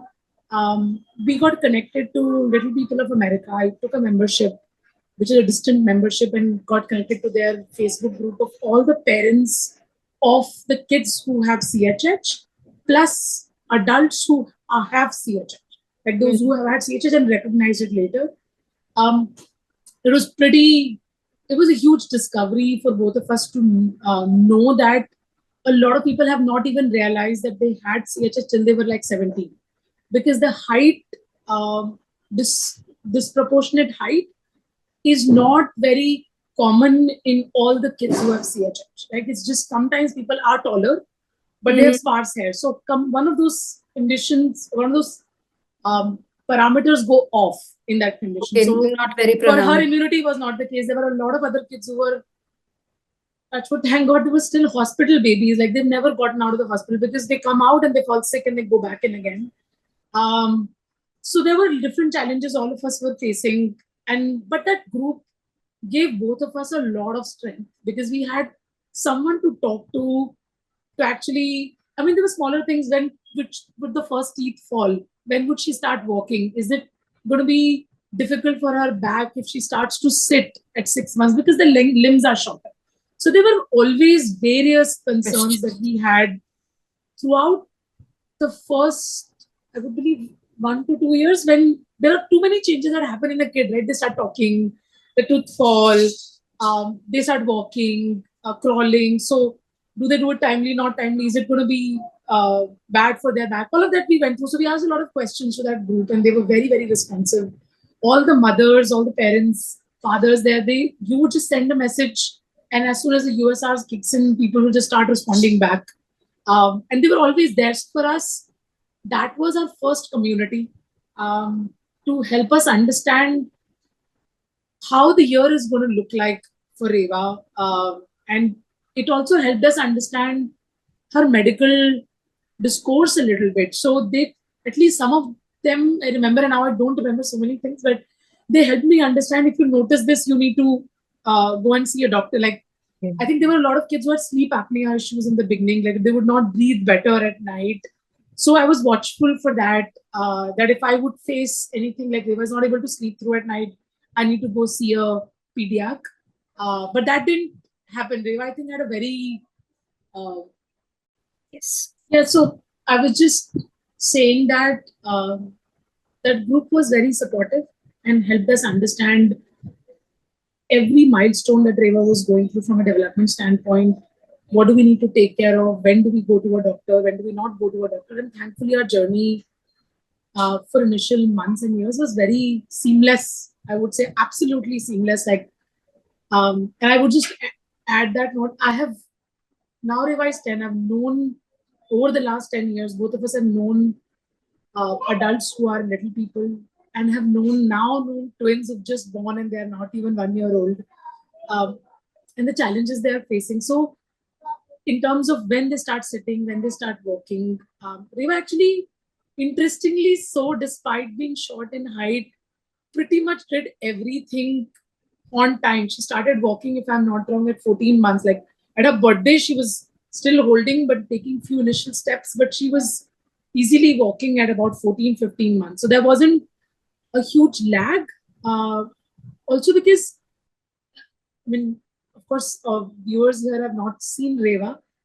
She's shorter in height, but she's proportionately shorter to a large extent. So her hands and legs are not completely very disproportionate, which happens to a lot of kids with achondroplasia. Uh, Interestingly, she didn't have that disproportion in her hands and legs. So she started walking and doing everything on time, and there wasn't anything else that we needed to be bothered about. So yeah, that's about. So it's both of you, your doctor, the genetic pediatrician is also involved throughout the first year, or it was more about the diagnosis and then it's the support group that's giving you more of inputs and, sort of you're moving with your regular pediatrician as well. We couldn't have. I mean, you cannot afford to meet. Okay, she's not Yeah, even so available. frequently it's very far away and all. Right, right. So meeting her was probably was strictly the idea was very clear. Diagnosis. Yeah. And she did really helped us going out of her way in doing that. Like I said, the tests were not even done in any laboratory. But once she diagnosed, she said that she was very clear that there's nothing serious or there's nothing to cure here. There's no disease. It's a genetic condition. You have to do best as parents. And that's what we have tried to do. So I mean, because of the line I am in, I do have conversations with parents. Every little thing. Let's say we have to train the child to get rid of diapers, or you want the child to now start eating completely on her own. All these little things for a first time parents. These look like big challenges, and there's so much conversation going on. There's so much support that they take from the extended family or from any well-wisher, school, and all of that.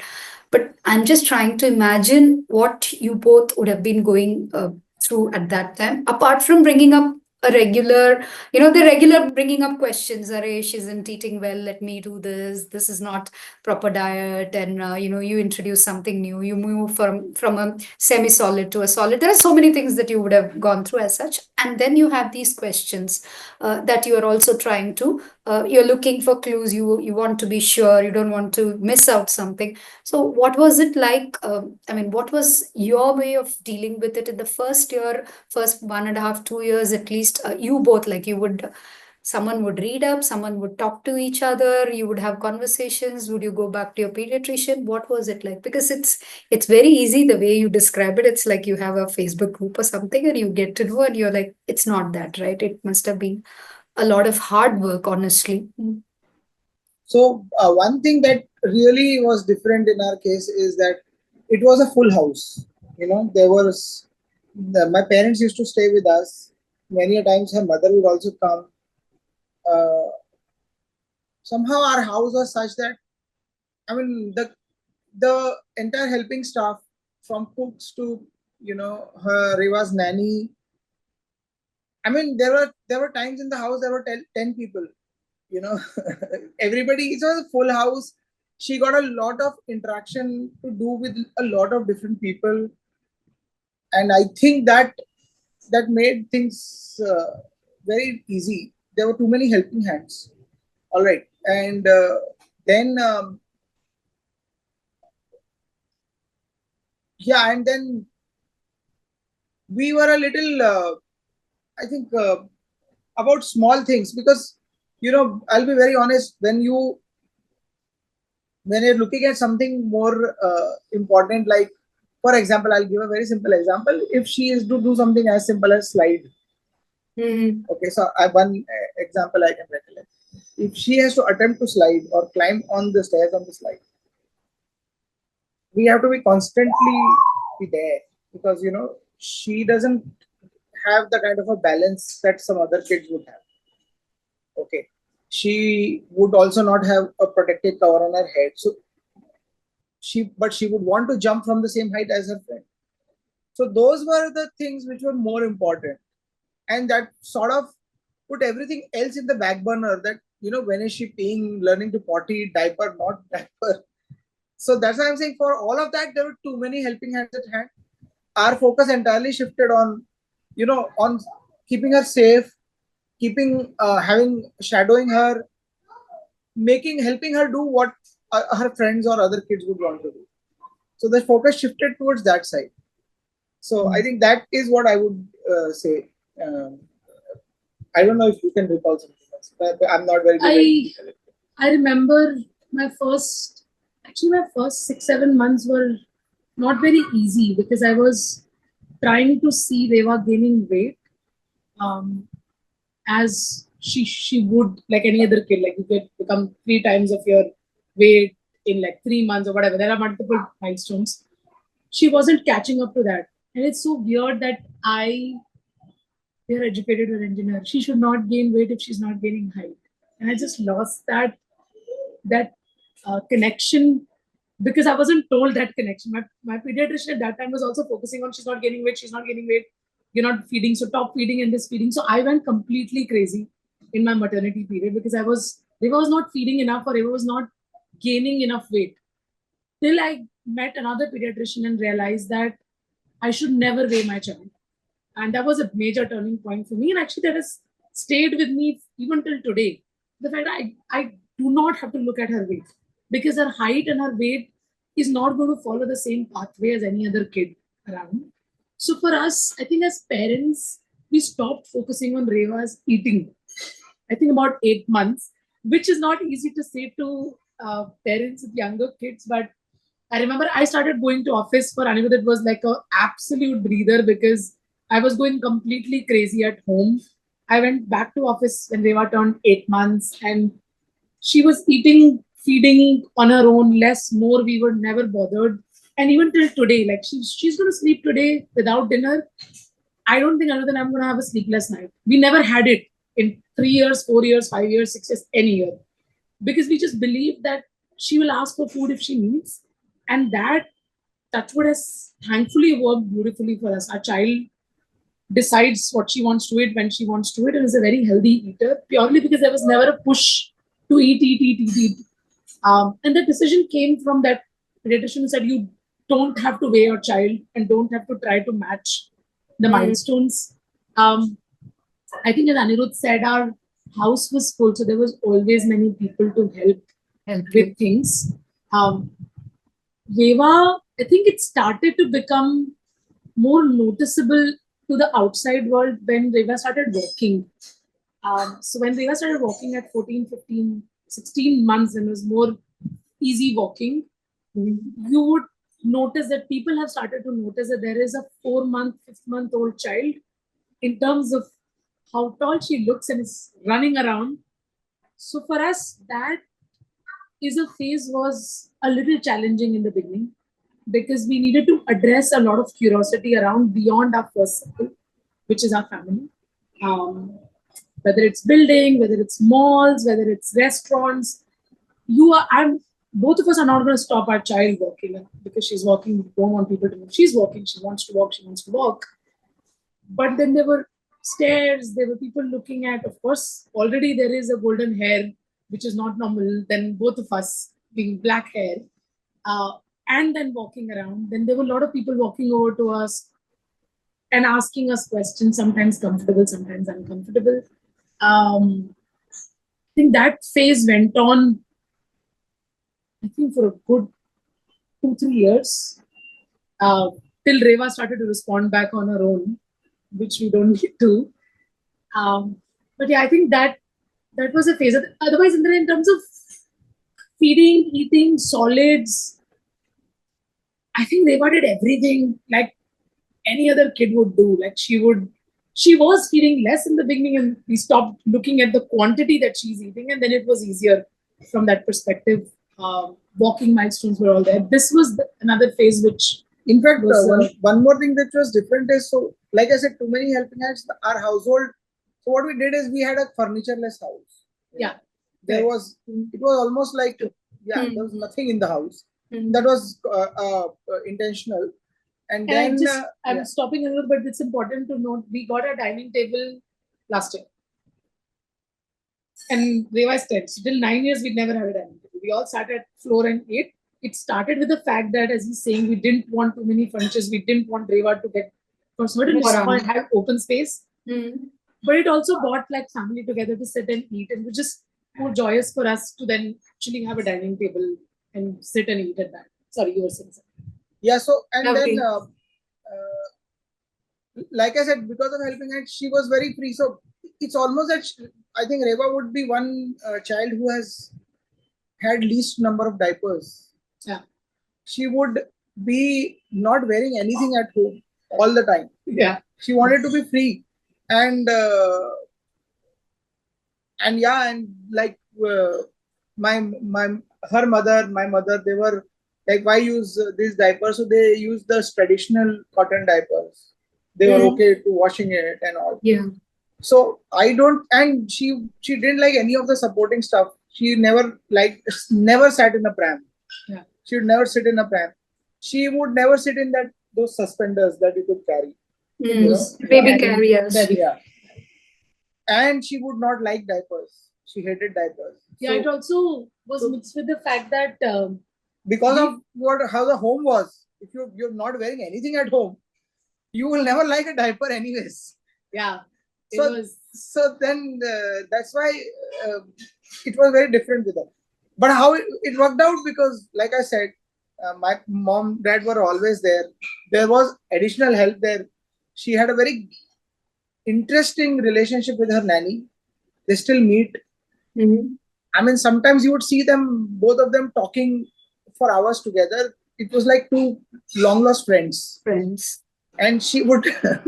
Yeah, we've been very lucky. I mean, Reva's nanny joined us when Reva was 3 months old, and she was still around when Reva was 9, and then she left because to a different location. She started living somewhere else, and she's not liking it there, so she's going to be back, and she'll probably come for a few hours. So there's still very strong bond out there, which of course was her 12-hour a day, somebody being around and so for the last 3 years they just chit chat. Okay, more like friends. More like friends. So if I just kind of try to, look at what you said, it's more like the regular parenting. There were enough people to support you around, and there were those extra risks as you perceived at that point, or extra things that you needed to do so that she was just progressing well. That Yes. was more your outlook, and you really didn't have to bother about whether she's eating, she's running, she's crawling. All of it was happening well. So the community, the first line, the family around you, plus the the online community, which gave you the the outlook into what is this and what do I need to focus on, what do I not have to bother about, made it possible for you to sort of navigate through those years without actually it weighing up on you too much, right? I mean, somewhere those years would have been very different if you didn't have that information from online groups or any other communities that could have supported you, because of it being a very rare kind of a condition, right? I think, Indra, when we realized that the Reva doesn't have immunity deficiency, that was a major turning Major point for relief. us. Because prior to that, we knew that she has CHH, but we still needed her to grow up a little bit because there was a lot of blood that needed to be taken out to do an immunity deficiency test. It was like it's a very extensive test. And we did it actually very close to our malaria vaccine because it's a live vaccine. And you can't give it to a child who has an immunity deficiency. So we needed to do at that point in time. But until then, we were all very, very cautious of the fact that she shouldn't be over medicated. We don't give too much medication. We still actually don't believe in too much medication. So everything around her was more around safety, not taking, ensuring that she also does what she also wants to do, things that every other kid wants to do. We were helping her do, but maintaining that safe environment around her, eating healthier. That I think was our phase. But when we realized that the immunity deficiency is not there, not that we left our child on its own, but I think as parents, it was a lot of relief that I don't have to be constantly watching around to say she's not licking like the next mitti from the floor or playing with it goes to the level that you have to do medication. You have to take T4 cells injections regular intervals. There are parents who have to do. You can still have normal lives, but then that's something that you don't want to deal with. It's not comfortable. And also not good for the kids. So yeah, Reva then of course went through all the normal vaccination process. Everything went out fine. The group and our pediatrician, our normal pediatrician, our genetic pediatrician, of course, were extremely helpful through this journey, along with the community we had online, of course. So for your parents, rather the grandparents and all, I guess the journey was not like you kind of letting them know something. It was just like a concurrent journey of learning what's happening to Reva and what you all are doing, what's coming next, and what are you looking at, who are you going. So it never was like you had to talk to them and tell them, and they were a part of the journey. Is that how it went on? Yep, exactly. Yes. And I think our parents went through this thinking of what does same as us. What do we have? What are we going to get once the daughter is born or the son is born? Whoever's going to get born. But once she was in our hands, for us, all those fears, everything got vanished for them also. For them also, it's just growing up with her and just taking care of her. So yeah, it was pretty. They were all so to answer your question, they were always there, practically every day with us. So they were completely aware. There was nothing to be informed. They would know today we have an appointment, and then they would know they have come back.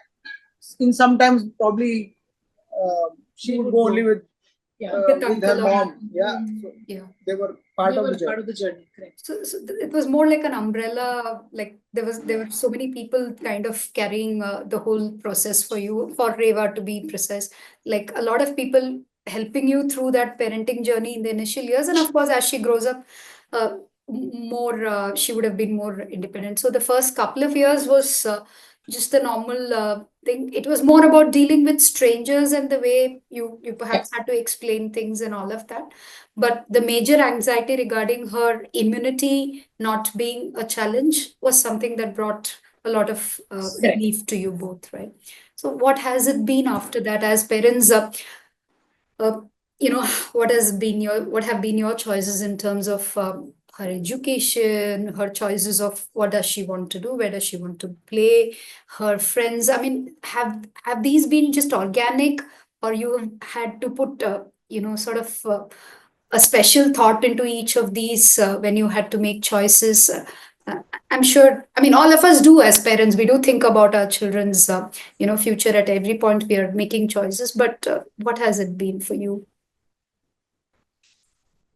So part of it is organic, but I think we have made some conscious decisions also when we thought we have to now step in.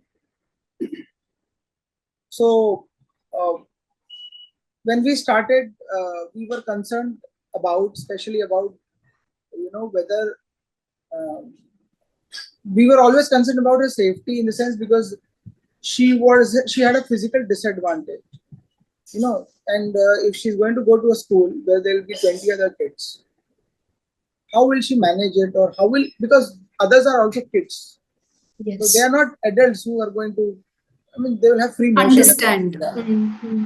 So I think the first school that we wanted to decide, we had only one criteria, that we would like to meet whoever is the person who is basically orchestrating everything in the school, who is running the school, and looking at that, their sensitivity towards our situation. So it was less about education at that point, and more about, a place where she is going to be and spending Safe. most of her hours, and who are the people she is going to, who are the people who are going to be responsible in running the place. So that was important for us. And yeah, we'd like to compliment you on that, that we met you and we felt that, yeah, We met, yeah, we we met met, before you yeah, also. we met before people before you, but what we felt is that, okay, she'll be safe here, she'll be taken care of here. We were never concerned about at that stage that, how much she'll learn, whether she'll know language or not. So I come from some other education background, but I always used to think long term. If I've never met any child in my life who is 10 years old and doesn't know ABCD or numbers. I wish you could say this to parents of all 2 years. Everybody knows everything. I've never met a child, person educated and not educated, who is a 20-year-old and doesn't know basic maths, to do add and subtract and all. So what we know is that with time they will learn what they will learn. Okay. But at this age they need to have some fun also. They need to be in places which are good, teachers which are good, and whoever the teachers are being, whoever is setting the culture of the place, they need to have that sensibility that, yes, we can have this person in our school. Yeah, I think inclusivity is also important, Indira, that as Aniruddh spoke about. One is, of course, and he was always the decision maker, and I would always follow. Of course, we will discuss, but because he had this very clear vision on what education or what school should mean when the child is spending some time outside, I was following his lead, and I think I still do. We met first, as he said, both inclusivity and also to the fact that the culture you're following, are you really, are you not at all concerned about a child who is differently abled or specially abled, or you are overtly concerned? Both of them are red flags. Actually, both of them are red flags. Somebody who's absolutely not bothered about the two and say everything is going to be normal, it's a kid at the end of the day. For us, it's a very big green flag to say a child is coming to the school, there is an atmosphere, you can see everything. She will do everything that everybody is doing, with, of course, the boundary that it needs to be safer for her. And wherever we found that comfort, I think Aniruddh then decided the call that he had to take. So yeah, of course, Vriksha was Reva's first school. So we had met people who were so, who are extremely concerned, and probably they became uncomfortable. We didn't want to push them towards it. They would also have said yes, but we didn't want to push to someone who's doubtful and uncomfortable whether they can handle a child like her or not. And there were some people who were so, I mean, it was almost like I'm talking to a businessman. Then please come, we'll see. Yeah, we'll see. We'll manage everything. So if we don't manage, we'll tell you. When you don't want to get into the nitty gritty at all, when you don't have any questions, then that was also a problem. So that was the only thing, that there will be always be two extremes. The one who is underconfident and who thinks it's a problem, that is the extreme one, and the other extreme will be that this is business. we'll sell One more you. child, one more We are student. selling you 5 hours. Doesn't matter. One more child, and somewhere in between we You had had our different comfort zone. solutions. So what did it mean? I mean, I obviously want to ask about the next stage of her education and your choices. At some point, I know you went and there were changes in the way you looked at how she needs to be in an educational institution. But what did it mean for you to see Reva go away from that circle which had 4, 5, 6 people who were always taking care of her? Because that would have been a big mental switch, right? Like, or I mean, from what I can recall, Reva was pretty natural when she came. Yeah. She was like as if she knew the place always and the people always, and her confidence levels were never a challenge. She would always be able to deal with people as people and never kind of they were hard. And the nanny was around for initial a few months, I would say. But what was it for you, or you had prepared yourself for that journey already? I think we were both going office. Initially, we were concerned, but when she was settled, we were very. I mean, that actually was not a challenge. Okay. There was no settlement. Yeah. She was. I don't think she cried. Yeah. No, Probably no, one she or didn't. 2 days. She didn't. Yeah. For I us, mean, she settled on third day, fourth day. So yeah. and we would. My dad would come to pick her up. Yes. Yeah, we got. He would say that she's always happy and smiling when she comes from the school and That's when what she's going matters. to the school. So those are the only two criteria we had, that you should be wanting to go to school and you should be happy when you're coming back. Yeah. And both the criteria were met. So it was very easy. It was practically a non-event for us. Oh, that's great. I just a tangential question, because sometimes I do see when children have some special needs or challenges, what happens is probably because of the demands that are around it, one or the other parent has to take a break, kind of be on the task, and I mean it requires that kind of effort. Sometimes, I mean, it's possible, sometimes it's not even possible. In some cases, even the financial pressures of you know it's not just the mental and the psychological challenges. There are so many, right? You cannot take a break from your career or things like that. But probably you both kind of continuing to work, uncle, auntie, grandparents being around, you being busy, it perhaps gave Reva a very normal childhood, where you weren't bothered all the time about 100 things. Do you think you're continuing to sort of stay on a job, both of you? I'm not saying you needed to take a break or anything. I'm just trying to understand, because in many cases I do see that happen, and that is a period of a little. I mean, at an individual level, for the parent that takes a break, it's a major event in life, because it just changes a lot of things in life. I think I'll be very honest on that, and why it happens and why it did not happen in our case. So I think the general cultural social norms, is that a person who has the lesser career, and I say quote unquote, would take the hit. Right. So in our case, and again, at the risk of sounding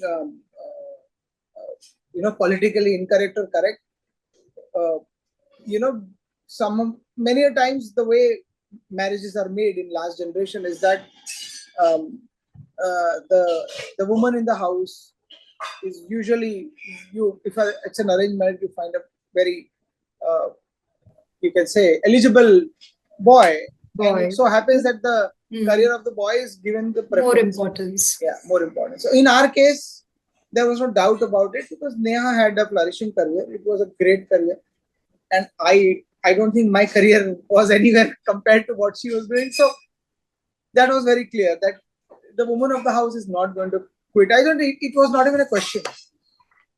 Not at our house, things like that. And for me, I think I was starting up something new. I had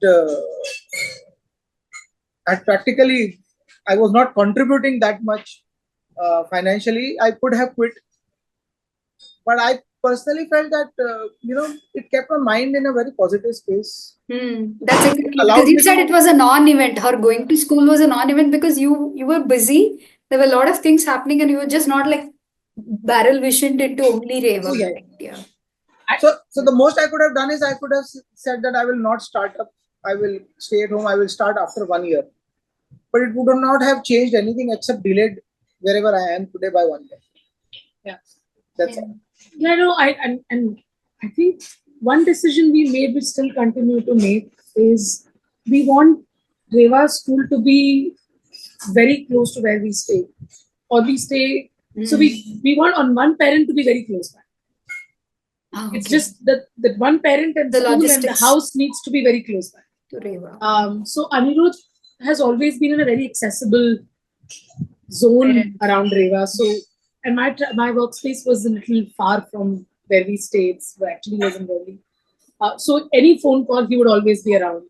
He would go to, if he has to go to school, if he has to come back home and take Reva to doctors, so he would always be there also because he was starting up a little bit more flexibility of time that he had versus I did. Yeah.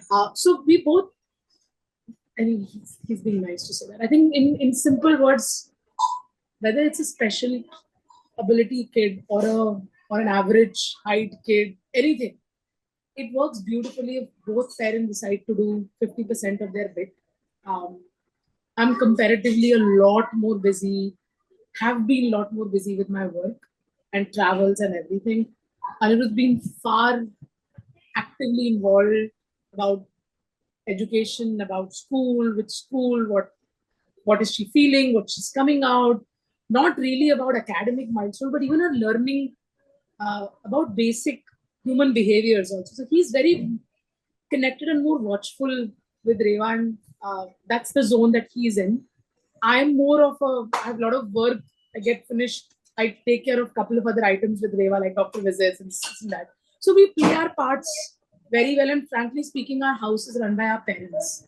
This child is 10-year-old because our parents have been like absolutely dedicated towards raising her, especially Aniruddh's parents, because they decided, they gave us an open option. They moved in with us and they gave us a choice whether they should or should not.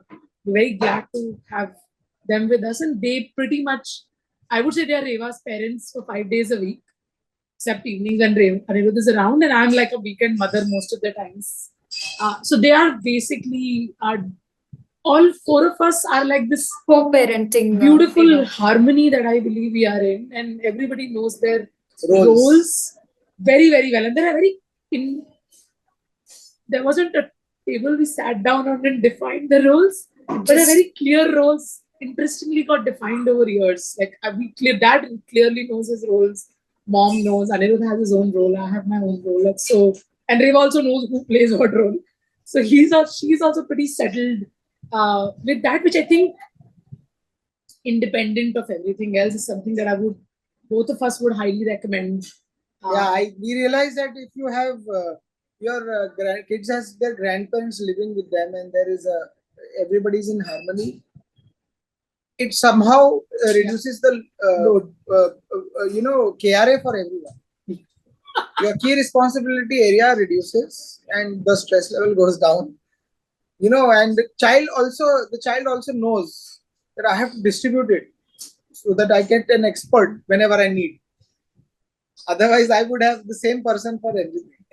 I think the key term there is living in harmony, which is something that is at the core of the whole thing working well, right? So I mean, it's lovely for young children to have grandparents around, because you just get to deal with more people and more psychologies, more philosophies. I mean, pretty much everything, right? So that's wonderful, and that kind of has helped you with the last 10 years of Reva. But just moving on. What was it for Reva as she started growing up and kind of realizing that maybe I'm slightly different from the others that I'm meeting every day, maybe, in your building or in the school? And when did that start happening and what it was like? Because until then, it is you adults that are dealing with all of this. Now it's the child, right? So it is still happening. It's a very slow process. Yeah, it doesn't happen in an instant. It starts with some doubts maybe someone calls you Chotu or something like that. So some name calling. Initially, as a child, you don't bother much. You're extremely happy in the moment. Then, as you start understanding things, you start questioning why is this friend of mine who lives next door is grown so tall? Why am I not? So those questions come, which is so you enter into ignorance. First, you're in the phase of ignorance. Then you enter in the phase of curiosity, and then comes the emotional phase where you do start asking that why me. So I think it goes in these three phases. Reva is already done with her first two phases, which is the ignorant phase, which she would just ignore. She would know it, but she would ignore. She would question it, but she would ignore. Didn't want an answer. Then the curiosity phase came, where she would like to know what is different about me. Do I have a disease? Is it something else? And we told her everything about what she had. She has complete idea about what this condition is about. And now she is gradually entering in that phase which is the emotional challenge of fitting in, because why me has started coming up, and she deals with it. Even if she doesn't verbalize with us, she has to deal with it, because the girl she wants to play with, who's her friend, is now more than double her height. And there is a choice of how I want to dress that has entered in their world, right? There is a decision to be made. How am I going to look if I'm going to a party, birthday party? It's though it is a birthday party, but I have to wear something. I can't wear something embarrassing, but then I'm short. And clothes, you don't have too many options, right? Like, I mean, you get options, but it's not always the perfect fit, right? Because unfortunately, the world doesn't make inclusive clothing all the time. So, and in future, we also know that this emotional thing is, or what do you say, the social will turn into a social thing when she'll grow further after 3-4 years. She will have to face even bigger challenges. There will be people mingling and all. That's where probably that will be the toughest time. Then we are hopeful that if she's able to cross through these 4 stages confidently, she will eventually come to a stage where she'll be comfortable with herself. She'll know what things matter more. Like we all do realize, when we grow, eventually we do realize that a lot of things matter more. Probably she'll realize it earlier than others, because you have faced more challenges than others. So it can be blessing in disguise. But yes, these challenges are there. They have to come, and we have to face as they come. That's why I said these 3 phases that I'm saying, it's not come out of some study. It is come out of when I look back at it. That what happened? How did we deal with those questions? We dealt with it one day at a time, but there was a clear change in the pattern. I'm dealing with now the second most difficult phase, which is the emotional phase, where she feels emotionally about it. She has not yet entered the social phase. We'll see when she goes. Yeah, so, I think. Yeah. So just to add what Aniruddh said, I think, and this is also because people would hear this podcast, is especially when you have a kid with different abilities, it's important how you respond to the society around you in the initial years. How do you communicate when people ask you, oh, what does she have? Have you not met a doctor? Do you want, I can give you this. I don't know, I've met gazillion people wanting to take videos, photos, trying to give me a medication, giving a doctor's number, telling me that I have not been to a doctor, and I don't know, like all of that. How do you respond to that? Sometimes politely, sometimes angry, also depended on my mood. But never look down upon your own kid, because I think I've seen that in our previous generation. Like I've known my distant relatives who have certain level of disabilities, and you will say, "Ha, ye to aisa hi hai," types. Like you self you just yourself are not respecting that person, then how do you expect the society to do that? I mean, you are the mirror to the child. So if they see you that how you are going to behave when you're talking about that condition, especially when you're not talking to the child, to someone else, Yes. Yeah. they're absorbing all the time. Yes. That's So they absorb first 4 years, 5 years, 6 years extensively. In those first 5 6 years, how have you dealt with answering that question?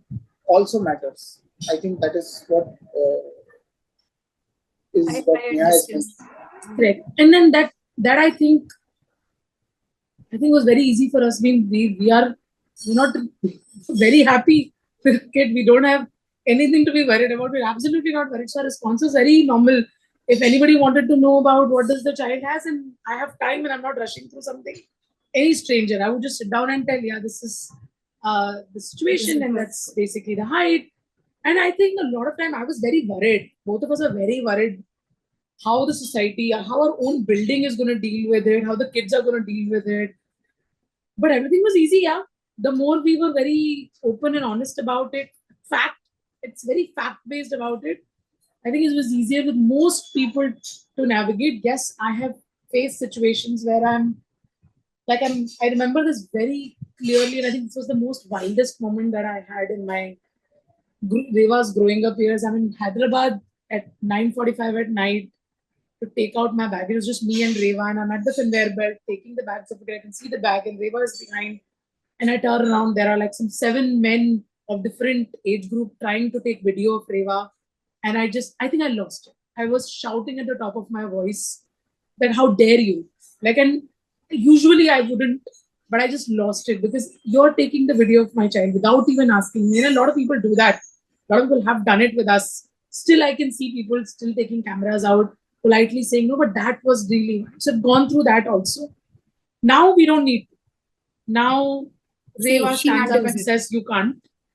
Or sometimes when people ask us, can I take a photo with her?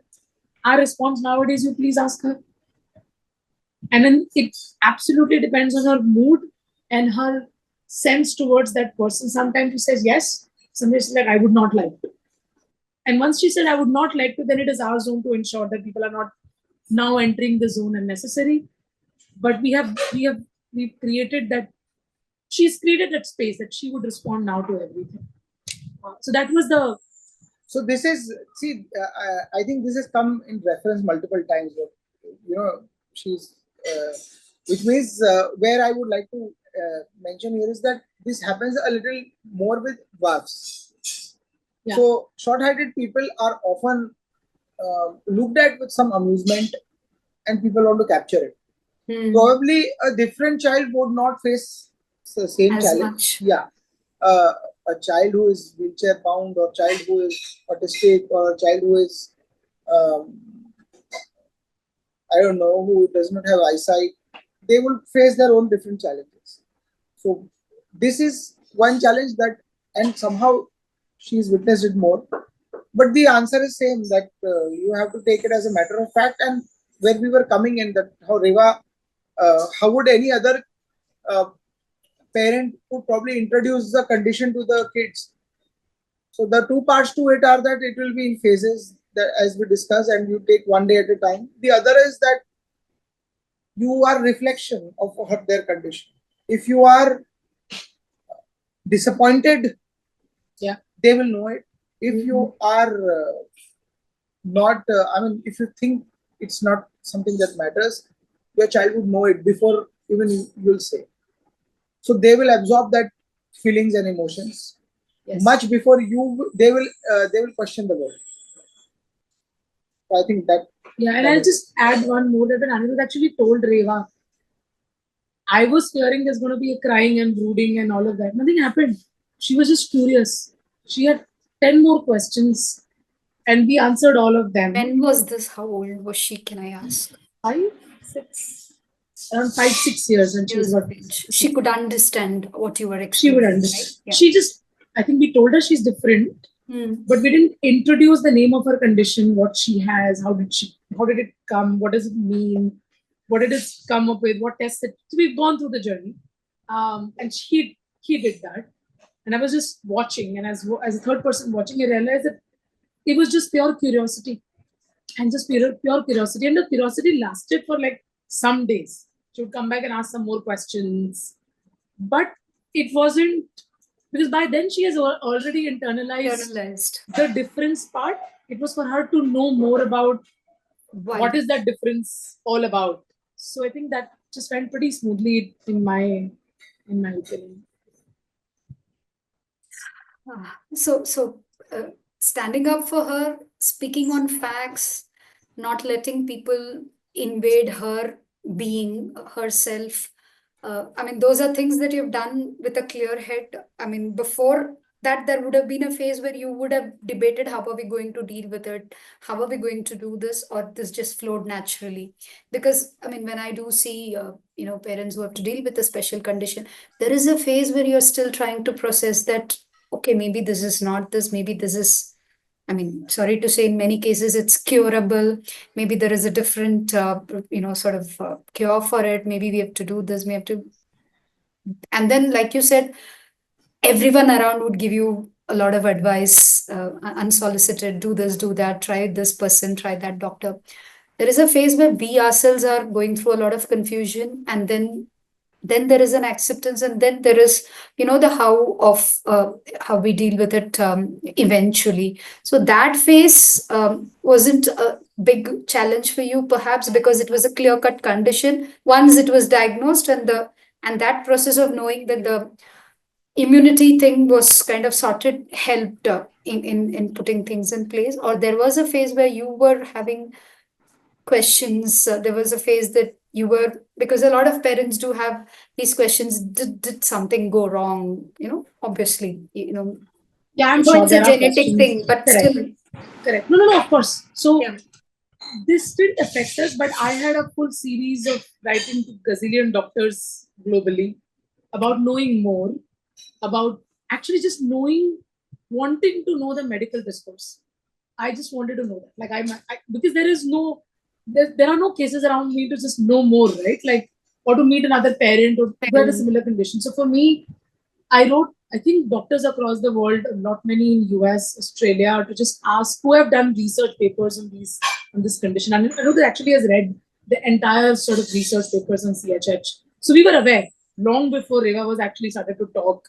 What is it? What does it mean? You knew it, and it was more about understanding it. Correct. Then we reached out to I reached out to a lot of doctors, sent Reva's papers, pictures, and all of them came back and said it's a genetic condition. Unless and until the child complains of anything, there is nothing to do. Let it go to a normal path. And I think it just happened till Reva was about, again, 6-ish. And then I also stopped doing it completely. Following the path, we still have some, like we do need a pediatric orthopedic once a year, because I do want to understand limbs, the bowing of the legs and back, if there's a pressure on that. We had met a hormone doctor, like forgot what they call the doctors who give hormonal medications, just to understand if there's a hormonal deficiency.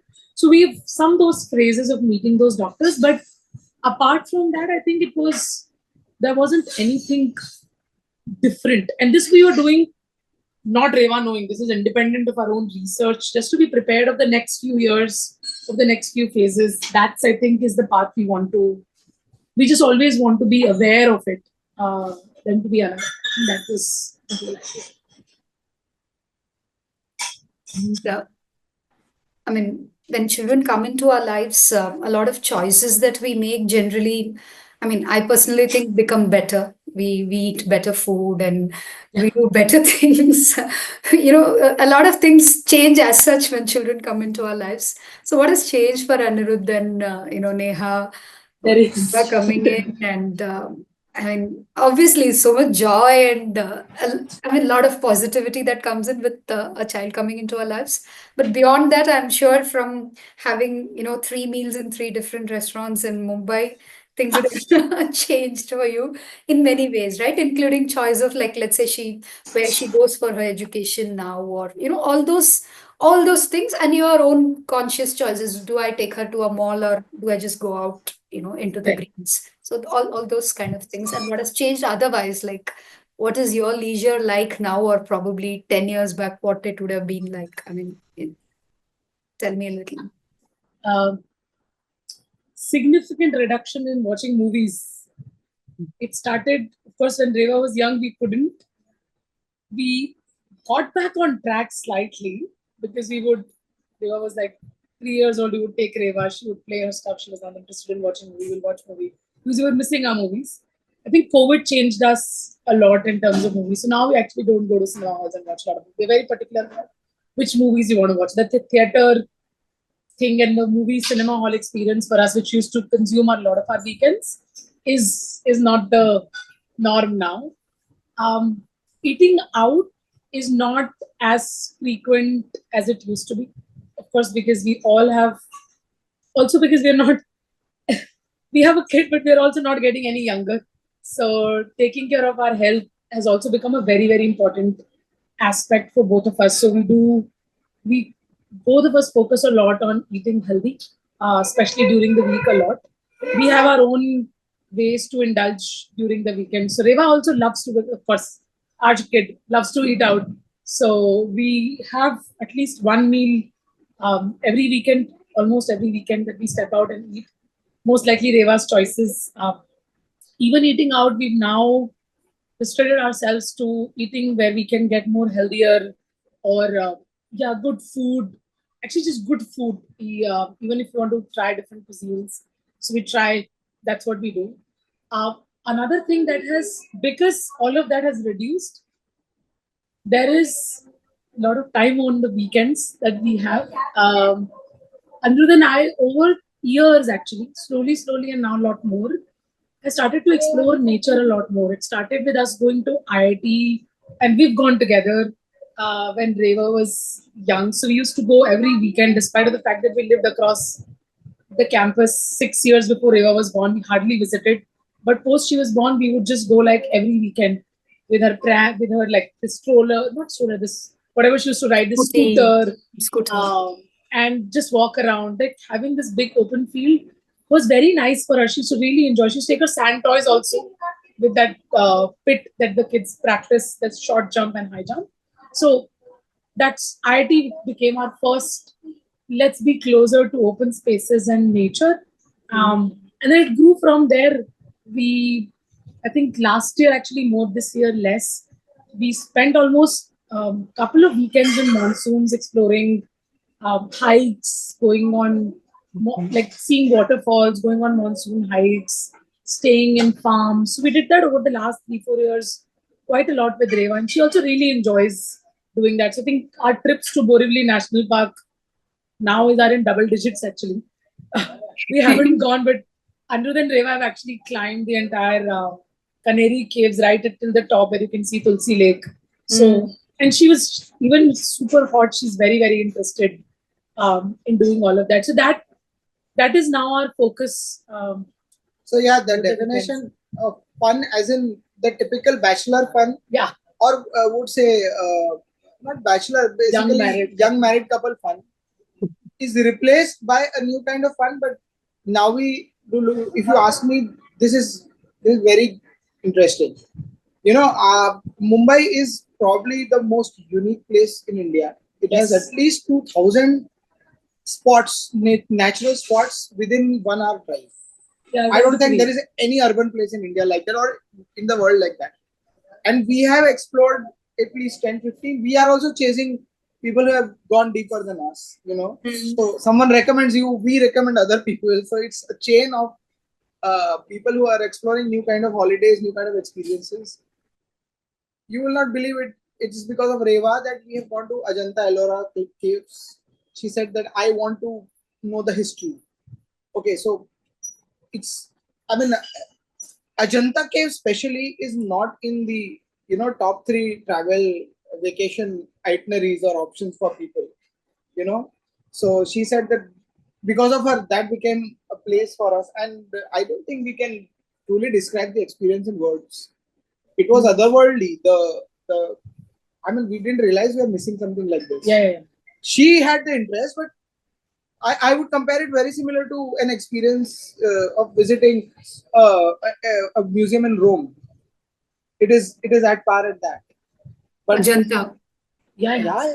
And people don't go. People it's don't go. About an hour and a half drive from Aurangabad. So people just go to Alora and they come back. And we spend an entire day, and also because we would not have gone. It's also, as he said, because of Reva, she's very, very interested in history. So she reads a lot about that as well. So that reading and then going and visiting, seeing those things, she would go deeper, ask a lot of questions. So we've seen museums. We would never take a guide. We would just go see and come back. Now we ensure that we have a guide so that we understand things, because she has a lot of questions. I mean, there is a Chhatrapati Shivaji Sangrahalaya at Bombay Central. I did not know, never knew about it. We had actually gone and seen, and then we spent about good 3-4 hours in that also, because Reva is interested in that. So that now takes care of our weekends. And one last thing I'll add, we used to wake up like 9:30 a.m. taking lazy breakfast. Aniruddhs are like super keen at 6 a.m. Deciding on Friday, actually, he's like, where are we going? Let's take the car and let's just go. And sometimes you would just like we have not actually done just take the car and go. We actually plan a day before. But we're even open to the idea that we will get up in the morning, 8 a.m., sit in the car, just go drive, especially in monsoons. She's very fond of beaches. So beaches, parks, and waterfalls, this has become our fun now, which earlier was movies and eating out, food and partying with friends. Yeah. So I think one line answer is that parties, friends, and movies have been replaced by parks, beaches, and waterfalls. Yeah. And no regrets. And no regrets. No regrets at all. No, there is absolutely a regret that we missed so much that we are exploring over the last 6 years. And had we done a lot of that, we would have probably been more educated with Reva. So we are also like exploring Thursday, Friday, what to do on the weekend, and then doing it. So it has its own joy. But yeah, it's no regrets. No, fantastic. What we are doing. Because I mean, they just make us better people. I mean, children make us better individuals. No doubt about that. Lovely to hear that. The one thing that I keep hearing from parents like you, and in your case as well, the support groups that are there that kind of help us during those stages, and I'm sure you also must be giving back, helping other people, some level of activism, some level of support. What do you do to children, to adults who are dealing with the same questions or similar questions and challenges? I mean, of course, apart from whatever you do for Reva, I'm sure this is something that is also your calling. So currently, what we are part of is, and Neha and Reva are more active. They're part of Little People of India. Little People of India. And there is a certain frequency of interaction with them. We do the Tata Marathon. We visit. We have had other visits with them. There is the Purple Fest that happened in Goa. Neha and Reva went there. They interacted with. It's a festival for specially able people, not kids, and it's endorsed by Indian government. It's an Indian government event, and she got exposed to what are other people's struggles and lives and everything. Yeah. It's a festival, it's a celebration. At the same time, awareness event for celebration for achievers, awareness events for everybody else. Even the it's important for a dwarf person or little person to know what a blind person is going through, vice versa. Everybody has their own challenges. So the Little People of India is I think the group through which we have found a new community. We found we've been accepted by them, invited by them. Reva more than because she is a kid in that group of adults, and it's an eye opener, to know those people. And I think I hope and I believe someday it is going to inspire us to do even more. We've done hardly anything. We've just been there right now. But I'm very sure it is going to inspire us to do more. It has already started. So it begins like this, but it has already started giving us serious food for thought that, what needs to be done, what are the problems that needs to be solved, what can we do. So those discussions have started, the initiatives. I mean, we've started figuring out right directions. And I'm sure the moment we have a right plan in place, we'll be able to take action also. We'll be, if Reva is able to witness that, I think it's a great experience to have as a growing person also for her. And obviously, she having the power to contribute to a community which is part of her life, I think that will be a great thing for her to do. For us also, it's if we are able to do anything, I think we'll be lucky if we are able to inspire ourselves. And there is some push needed. It's not easy because you're busy in your It's life. not easy with all the busy lives that we lead, and just to get that breathing space to actually do something more than the regular. But I'm hopeful. I'm hopeful that if we are in touch with it, it will, because like I said, the first visit and the fifth visit is different. Yeah. And there is a progress from what we can do. And I'm sure we'll be able to go a long way in this.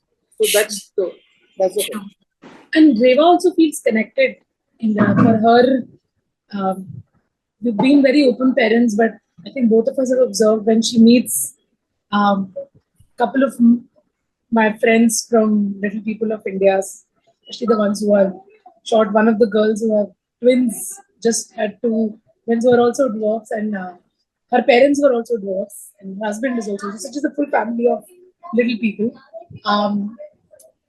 She and Reva had a long conversation, because then I went to Purple Fest, which is international festival for all disabilities, as Aniruddh said.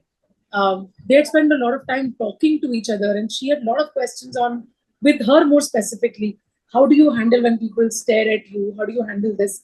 I don't think, I fully, now when I was listening to that conversation, it's easier to understand why would she never pose a question to us. When she was a kid, she used to, but now not anymore, because take it or not take it, we are not facing that problem. And we will not be able to give her the answer that the person who's gone through that can give her. So she has her own connect with them.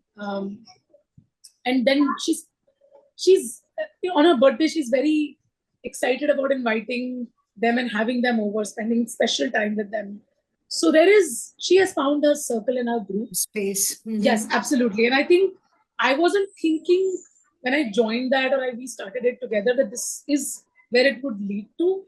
But I'm very glad that she found that space. And as Aniruddh said, we haven't done much, but yeah, and us to inspire Reva, I feel in a couple of years, I can already see the small inspiration in Reva and seeds in Reva to start doing herself. And I think this is something probably weirdly so, that October is a World Dwarfism Awareness Month. And actually yesterday was International Dwarfism Awareness Day, which is celebrated every year on 25th of October. And Reva, over the last years, have been talking in school about her condition and telling the entire set of kids and teachers about it. She's done it for the last couple of years. She does it every year in October. But this year I've seen that she was in a very active conversation with Aniruddh and I on what can I do more. Can we try to take up a problem statement and solve it? And we are still debating on that problem statement that we want to solve as three of us. But I'm very inspired plus excited by the fact that all that Aniruddh and I are trying to tackle the emotional side of Reva, there's other side of Reva that's also forming up towards who she is, being comfortable in her own skin, but also to give it back to the community to say, what can I do in my capacity to solve? See, but many problems are to be solved. Yeah. Little people have problems in finding clothes for them. It's a small problem, but it needs to be solved. Okay, little people will have problem in finding life partners. Someone needs to solve that. It can probably be solved by,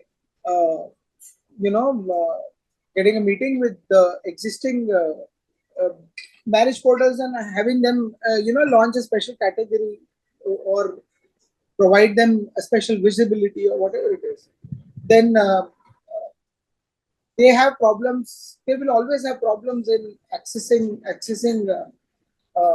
public spaces. Public Public spaces. spaces. So what are we doing about that? So these are some small things. Now, when you these are the bigger problems. These look like small things, but these are bigger problems to solve. They affect everyone. Yeah. Every little person is affected by all these problems. Now, how do we solve that? We wonder about it. Probably the first step to solving they don't find clothes for themselves is, you know, could be talking to a clothes brand, maybe generating funds. So many things could be there. Maybe talking to a government subsidized Yeah. unit which we are not even aware about, that there are clothes produced by government also. So there is a lot to be done. We have realized that there are problems. There is a lot to be done, and government has provisions. You need people who can take initiative. Yeah. So that's what I said. That eventually I would want to be inspired to give more time to this and bring an impact. If my child joins and is able to do the same, nothing like it. But we as parents really want to contribute there. We've hardly done anything. We've basically just gotten the ourselves sort of registered that eventually we will. But at least I have awareness now that what are the problems. I've come into that mode, and we really want to solve it whenever we can. Another thing we do, Indra, is which I have done a little bit here also is um, because of Little People of India, I get connected to a lot of parents who just become parents to kids with dwarfism and have series of questions that I had You when had at that when point. I was just raising Reva, and more challenging so that some of them actually live in a very small places in communities which are not as respectful or making straight up remarks. Their own families are not accepting. So the mothers have been through more difficult times. So it helps them to just talk to somebody who said, I've been there, done that. I'm happy to hear to you. And you don't have to worry. Things will be fine. I think I Exactly. don't That's really what do I've. anything. I just like, it's going to be fine.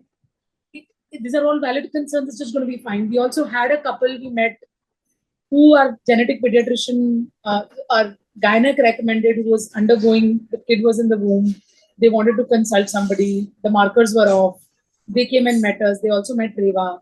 So we've told our gynec and pediatrics that not actively, but when they reached out, as if can we recommend some parents to talk to you, or couples who are trying to like have difficulty when they find some markers being off. It's like, of course, like I mean, more than happy to speak to people. So there is little bit that we've done passively, or something that reached out to us directly and asked for help. But that's our bit so far. There's a lot more active participation that still needs to be done. Well, I guess your hands are full as it is with your own stuff with Reva and all of that. And Reva taking, initiatives on those lines is something that is probably the way the future is going to, be brighter, because she herself being able to do things for her community, for herself, Correct. is like the best thing that can happen, right? Like you said, empathy, we can all have empathy and stuff, but you will never know, I will never know what Reva goes through. So it is just she being in her skin and getting to understand what a similar child or a similar adult would go through and need help with is something that's fantastic. And that's exactly what I was asking. Your initial years were, someone was telling you, okay, this is okay, I've been there, I've done that, this is how it happens, look for this, and you are doing that now to, parents or couples who are looking at the same questions. Lovely talking to you about a lot of things about Reva, and what these 10 years, 11 years have meant for you, and wishing great joy as you go forward for you and for Reva as well. I just have one final sort of question.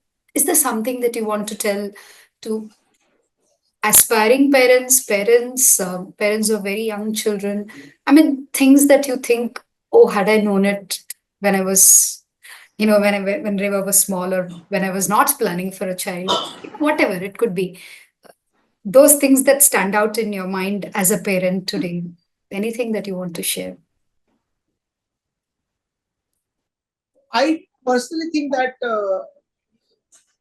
a few things that I would like parents to work towards it is that I've seen that I've seen it even in ourselves a little bit that parents are extremely, you can say, conscious about acquiring knowledge during the pregnancy phase and how what to do in the uh, first few months once they're born.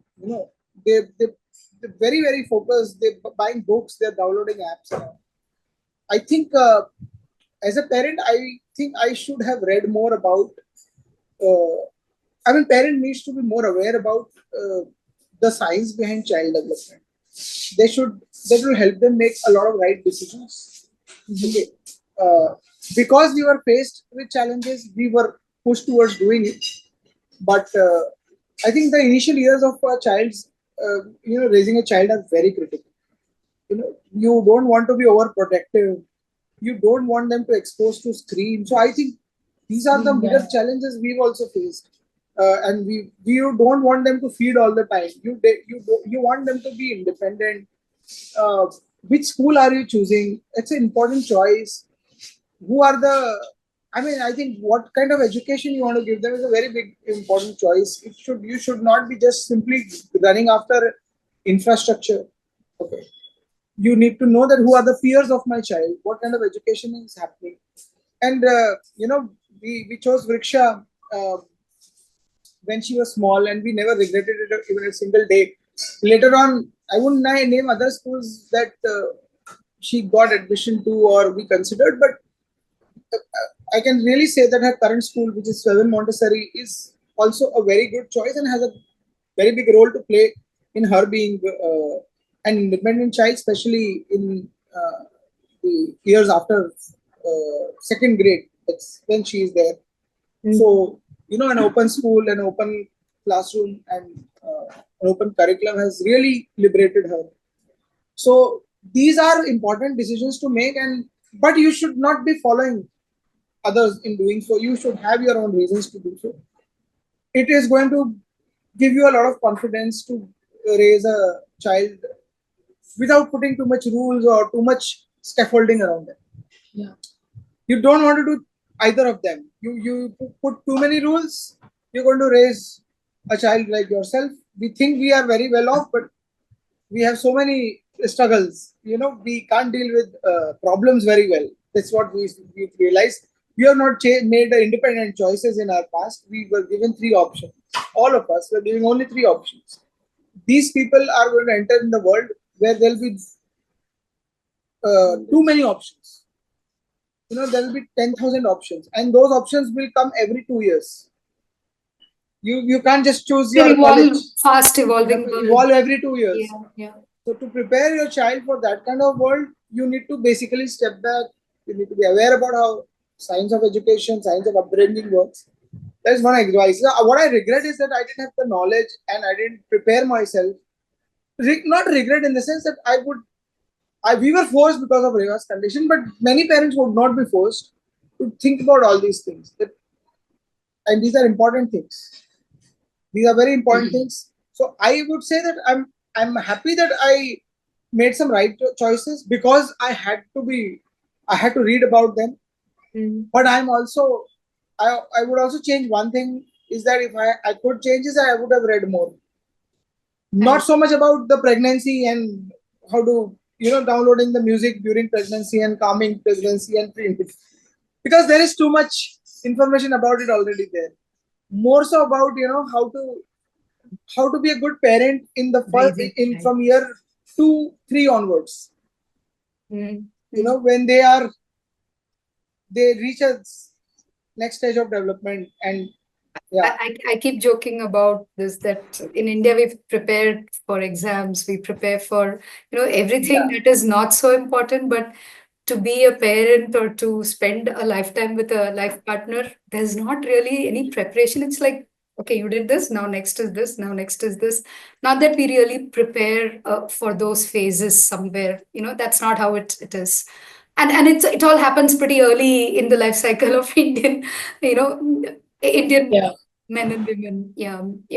I think reading and preparing to be a parent is something that would do magic to both you and the child. Yes, I kind of. I also feel what to read. Yeah, Indira, there is a lot of garbage out in the market on Yeah, what you're reading. yeah. Aniruddh is a reader. He reads a lot. I also believe that sometimes not reading is helpful, and let the child be who the child is, and just not over-engineer everything around the child, especially in the initial years. Um, let them play how they play. Let them do what they do. Um, let them just be involved in what you're doing, whether it's kitchen, whether it's cleaning, whatever. It's just be natural around them and how there is another person, and being in that same, again, harmony is most useful than just like focusing on let's just do this play and that play.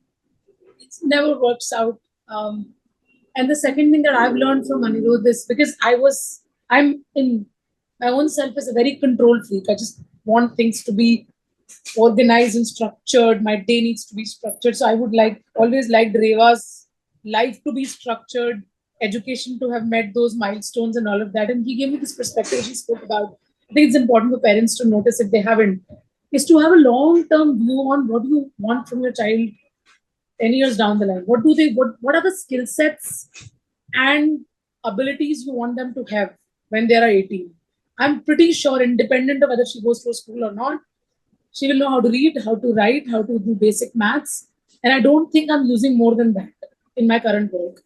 Beyond that, what I'm using is my decision making ability, my kindness, my respect, my confidence. And I can name a couple perseverance of doing something, having to spend enough time on a particular problem. And I don't think as parents, we lose that picture. We just keep focusing on ABCD, किया कि नहीं, और tables आता है कि नहीं, और आपने division आया कि नहीं, कि multiplication आया कि नहीं. I still fall into that trap more often than not. He is the one who doesn't have that trap. And he pulls me back out of that trap and say, look, you're not doing trigonometry every day, right? Like, just stop like over engineering this. Let her do it. And I've realized Reva, and now that I've realized, I was very concerned. Reva is not reading, she's 7. And when Reva started reading, I realized I have to pull books out from Reva, because Reva would just constantly read through and through. She would not stop reading. She would get up 6 a.m. and read. So she gets it. She takes her own time. She gets onto the subject. She understands the concept. But when she gets it really, really well, because it's not, let's just force it down and move forward. So I think, for the sake of over explaining it, just every parent needs to step back and look at what skill set and what abilities they want their kids to have when they're 15, 16, 18, whatever. And from that, to say, if those are the ones that I want to have in my child, what am I doing to have all of that? And I don't think any one of us will have an answer that my child must know integration and calculus absolutely to the last T. They will develop interest, but that's not what we are aiming for. I think that has changed my perspective has changed a lot, because he has just drilled it down on my head, and it helps me calm down a lot more, and I think it would help a lot more.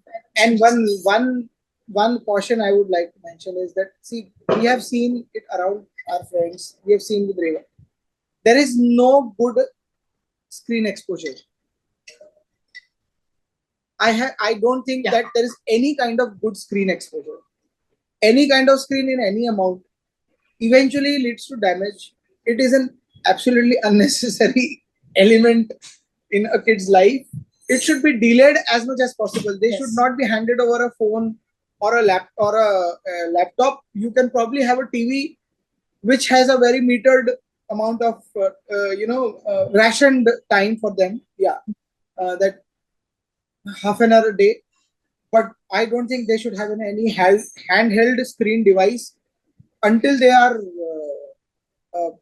probably 18 years old. It is extreme. I mean, Reva does research. She has her own PC. She does all the research for school. But that's for a purpose that it needs to be. But not like handheld screen device cannot do any good to any child. That's one thing I've learned. We have not given her much, but whenever we have given, something unpredictable has happened. And there are parents who have given it, I've seen parents making them watch while feeding and all. I think a hungry child will tear the chapatis apart if you don't feed them. They don't need screen. They don't need screen. it's because you're feeding them at 7 p.m. and they just had a banana at 5:30. That body doesn't need food. But screen is the only thing that is a word of caution. I cannot say enough to prevent it. So yeah, that's the only cautionary word I have. Yeah, and nature. Just and yeah, nature. The regret is I should have gone more out of nature earlier, given her more freedom to play with materials. That to natural materials, sand, clay, beach. Yeah. From a Thursday night show to saying that, we missed all of this going out and being on the beach. I think a child changes all of us as individuals. This is so heartwarming to hear. And about the screen, I mean, I would like to say handheld devices are not just harmful for children, for all of us. Of course, there's more harm than benefits coming, but yeah, we live in a world where you're expected to be available of this and that, and how well you can manage and how well you keep it away from children is something that will make a major impact in how the child, grows. This has been a very interesting chat for me, Neha and Aniruddh. Thank you so much. Um, I wish you both the very best and love to see how Reva grows up and make this world a better place. And thank you. Thank you so much, Indra. Lovely doing this with you. I mean, I remember telling you when we were taking Reva out of the school that why would you not extend the school? We would have continued with Briksha. So it has been an absolute amazing journey when she was in school till today. So yeah, I would love to stay in touch and thank you so much. As good people, you will find good people all along, and I'm sure that's something that you will vouch for. She's in a great place, and she'll do very well for herself. Thank you. Thanks for joining us. Thank you. Bye.